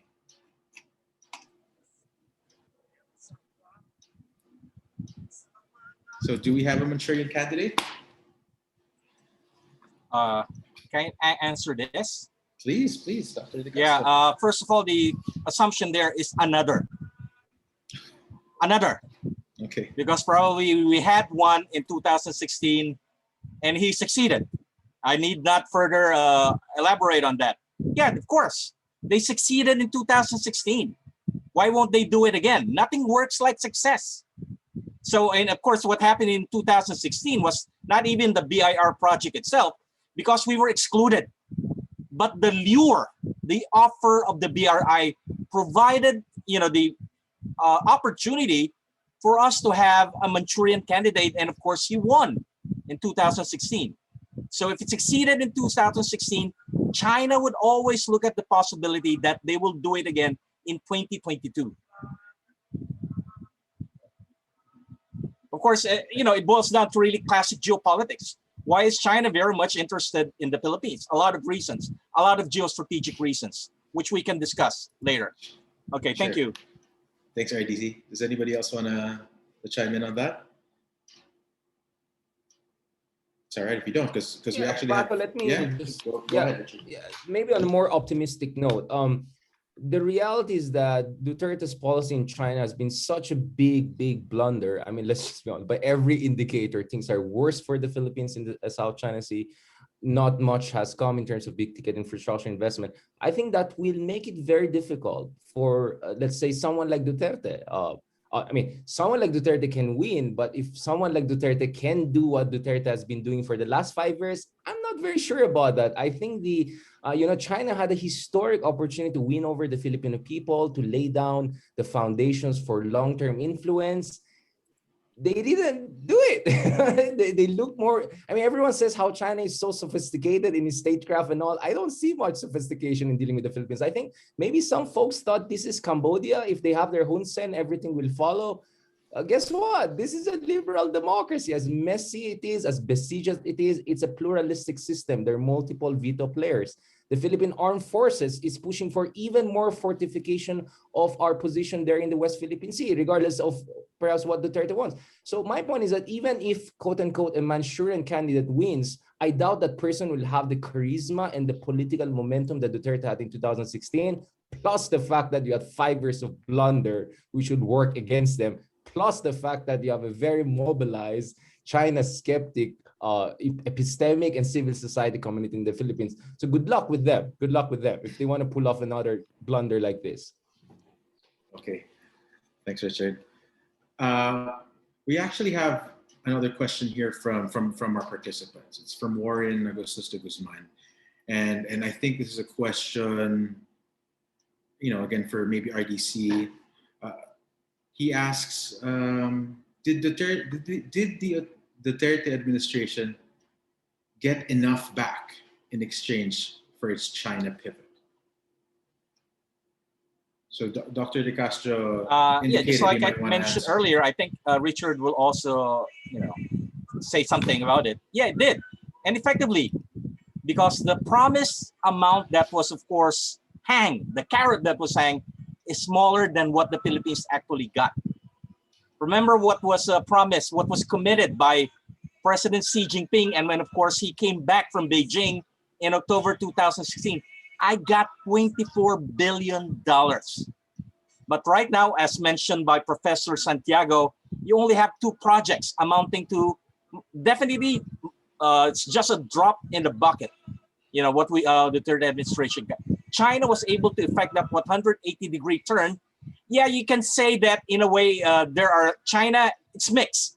I cannot say it's a total failure on the part of China, but you had certain tactical successes that China was able to achieve because of the policy of the Duterte administration. One thing, of course, that is concrete is the fact that the Enhanced Defense Cooperation Agreement of 2014 has not been implemented. And it's because of the fact that the Duterte administration delayed and in a certain degree, sabotaged the implementation of the Enhanced Defense Cooperation Agreement, setting aside the ruling for about 4 or 5 years. Of course, they have a long-term strategic implication. And currently what's happening right now in the standoff. So we will know the effect of this administration's policy probably in the next administration. Then we would see that indeed it has certain implication. So, China was able to achieve this at a minimal cost. That's a point I raised in my presentation. Maybe other speakers will have their opinion regarding this matter. Anybody else?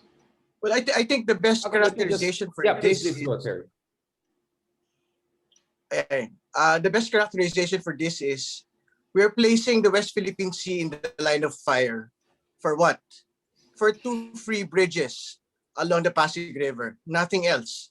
Because when we speak about the loans, these loans are going to be paid by generations of Filipinos. When we speak about the vaccines, this is a bilateral contract. These things are going to get paid. So all that we had actually received as a gift from China, as a gift from Beijing, had been the 2 bridges and nothing else. And for what? For not resolving the dispute in the West Philippine Sea. So I think that is the best characterization of the current level of relations between Beijing and Manila.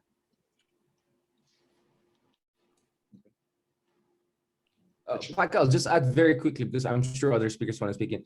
In fairness, the Chinese didn't get one very important thing, and that's the joint development agreement they wanted to get in the Reed Bank area and the West Philippine Sea. That did not happen. As we warned, that will violate the Philippine Constitution, that will violate the arbitration award of 2016.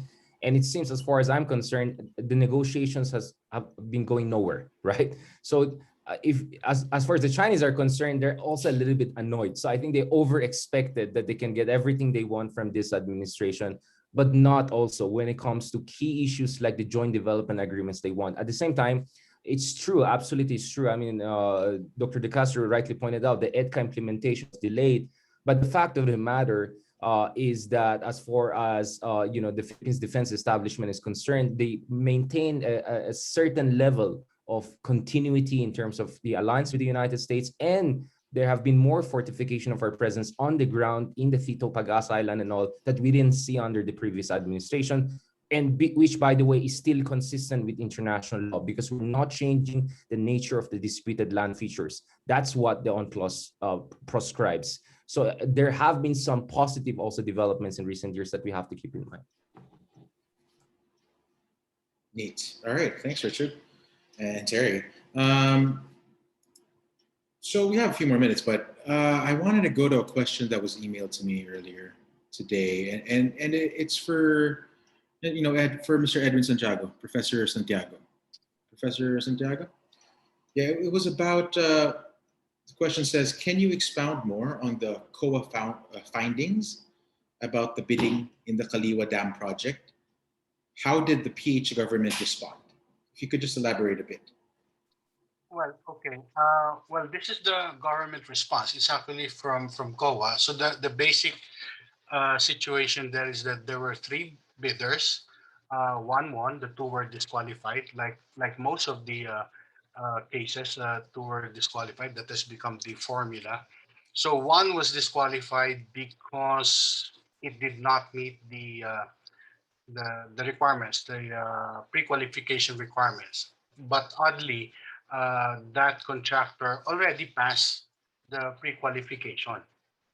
So sorry, so that one contractor did not meet the qualifications during the bidding, but had already met the pre-qualification. So that COA found as odd.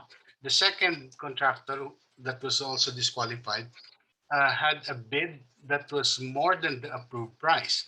And COA also found that odd because the approved price for the bidding was already made known. So why would a contractor bid outside of the approved price? So in conclusion, the COA said that this was actually more of a negotiated contract that was made to appear as competitive bidding by including those 2 bidders merely to comply with the legal requirement to have at least 3 bidders. So yeah, I hope that. Can I add something? Can I add something? Yes. Okay, good morning. Sorry, yes, go ahead. Good morning, and of course, thank you to our speaker. Just adding something, in terms of bidding, but when you have certain contractors being disqualified, you cannot include them as possible competitors because the selection of the winning bid must be based on competitive qualified bidders. So if you have 3 contractors and then two of those has been disqualified, then that could not be said as it could not be claimed that is, of course, the result of a bidding, right? So that's only an explanation in terms of, I'd like to emphasize that when you say they have been disqualified, then automatically dapat remove sila dun sa listahan ng competing bidders. So again, emphasize ko, they must be qualified competing bidders. Okay, thanks. Thanks, Commissioner Heidi. Okay, so let me just, let's see if we can get a couple more in, right? So Commissioner Heidi Mendoza earlier, talked about citizen participation. Richard also mentioned the role of CSOs, and I was hoping to hear a bit more from Attorney Terry Redon. Terry, there's a question here. How can we fast track projects without legislative nudges, making it more compliant to legal protocols and risk assessment? So the question is, how can we, without passing a whole law just to do this, is there anything, I think, especially from the civil society perspective, from the citizen participation perspective, that we can do to ensure that there's more compliance with the legal protocols and the risk assessment when it comes to these China-funded projects? Well,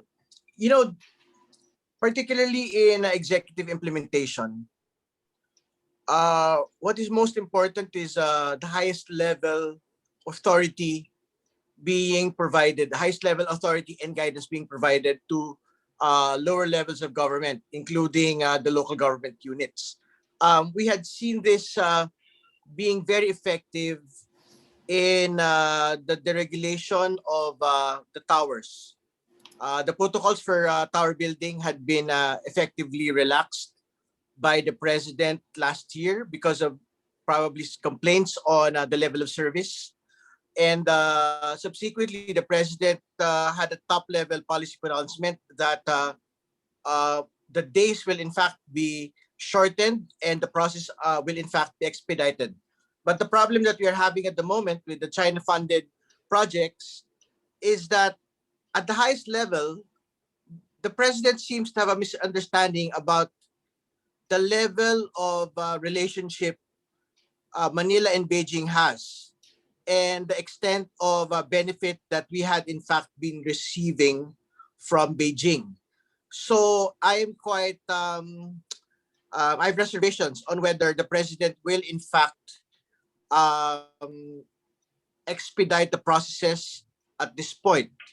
But since we have particular objections and concerns on compliance of Chinese-funded projects on environment, social, and governance aspects, I think I'd rather just leave this determination not to the current administration, but to the next administration. The entire laundry list of indicative projects ought to be determined conclusively, not by the president, not by the current president, but by the next president. At this point, it is too delayed already for us to even expect that a single hollow block will be built for all of these still indicative projects. So, yeah, I think this is a work in progress, and going to the elections, these policy questions ought to be resolved by whoever it is that wants to replace the president in 2022. Oh, thanks, Terry. Thanks, sir. Definitely. It's 11:50 now. So unless there's somebody who have like some burning thing that they want to say before I close the open forum, because since we're running out of time, I just really like to thank all of the speakers who joined us this morning, especially from the different parts of the world, and also especially for the speakers who stayed the whole time for the question and answer portion. There are a lot of questions that we weren't able to get to, and I hope that we can, we'll share the questions with you, and maybe we can get back to them in some form or way later on. But at this point, again, I'd like to, formally close the open forum, the Q&A, thank our speakers, and turn us over to Professor Dean Manhit, the president of Strat-Based ADR Institute, for the closing remarks of today's event. Professor Manhit. Thank you, Paco. Thank you to our speakers. Really enlightening when you get this group of people sharing their thoughts with regards to issues of investments and corrosive capital. Something that we wanted to share in our institute is how we see corrosive capital as a threat to our national security and our socioeconomic stability. The complexity of the Indo-Pacific region has changed the way we view security and economic development. Security can no longer be viewed solely from military perspective, the same way economic development cannot be measured by numbers alone. We need to recognize the evolving political security environment that we're all in to fully understand the significance of these concepts. Threats to security and development have continued to emanate from the systemic use of political power and the integration of emerging cyber and digital technologies into influence operations. Today, we have seen how China has strategically used its economic statecraft to exploit and even manipulate countries, including the Philippines, to execute its political and expansionist agenda. It has leveraged the increasing interdependence of economies around the world to gradually broaden its network of economic relations and extend its power and influence among states. The Duterte administration actually pursued an appeasement policy to leverage the supposed economic largesse from China. While it is a known fact that this particular pivot has compromised our strategic interest in the West Philippine Sea, the government has continued to turn a blind eye on the adverse effects of corrosive capital and China's influence operations. In exchange for preferential treatment in doing business and bringing investments, the manifest inaction of the Duterte administration has given China the temerity to influence our policies. These corrosive investments circumvent established transparency and accountability mechanisms, which then leads to corruption. We must abandon the thinking that corrosive capital only happens because of countries' outdated and weak institutions. It is the responsibility of government, our government, to ensure transparency and accountability when it comes to transactions, not only with China, but with other states, especially for foreign investments. The administration must stop this appeasement policy and bring its focus back on Philippine national interests. The people expect our government to protect the interests of the Philippines and its citizens, not the interests of foreign government encroaching into our territories, exploiting our marine resources, and infecting our already fragile ecosystems with corrosive investments. As citizens, we have the right to demand transparency, accountability, and the purging of these harmful foreign investments that are threatening our national security and our socio-economic stability. Again, thank you for the opportunity to hear the thoughts of our speakers. Thank you to our over 140 participants and also from media, both foreign and local correspondents, for joining us. We are here as Albert Dorsari Institute to continue our advocacy for stronger democratic governance in Philippine society. Good day and thank you. Thank you. Thank you, everybody. Have a good day. Thank you. Thank you. We'll be uploading. Tito We'll be Paco. uploading. Thank Yes, Salamat, thank you. folks. We'll God upload bless. the video to our Facebook page for those that Thank are you, interested. everyone. Thank you. We'll have a next forum. Definitely, definitely. We'll have a next. Yeah, just Thank you, Dr. Castro. thank you.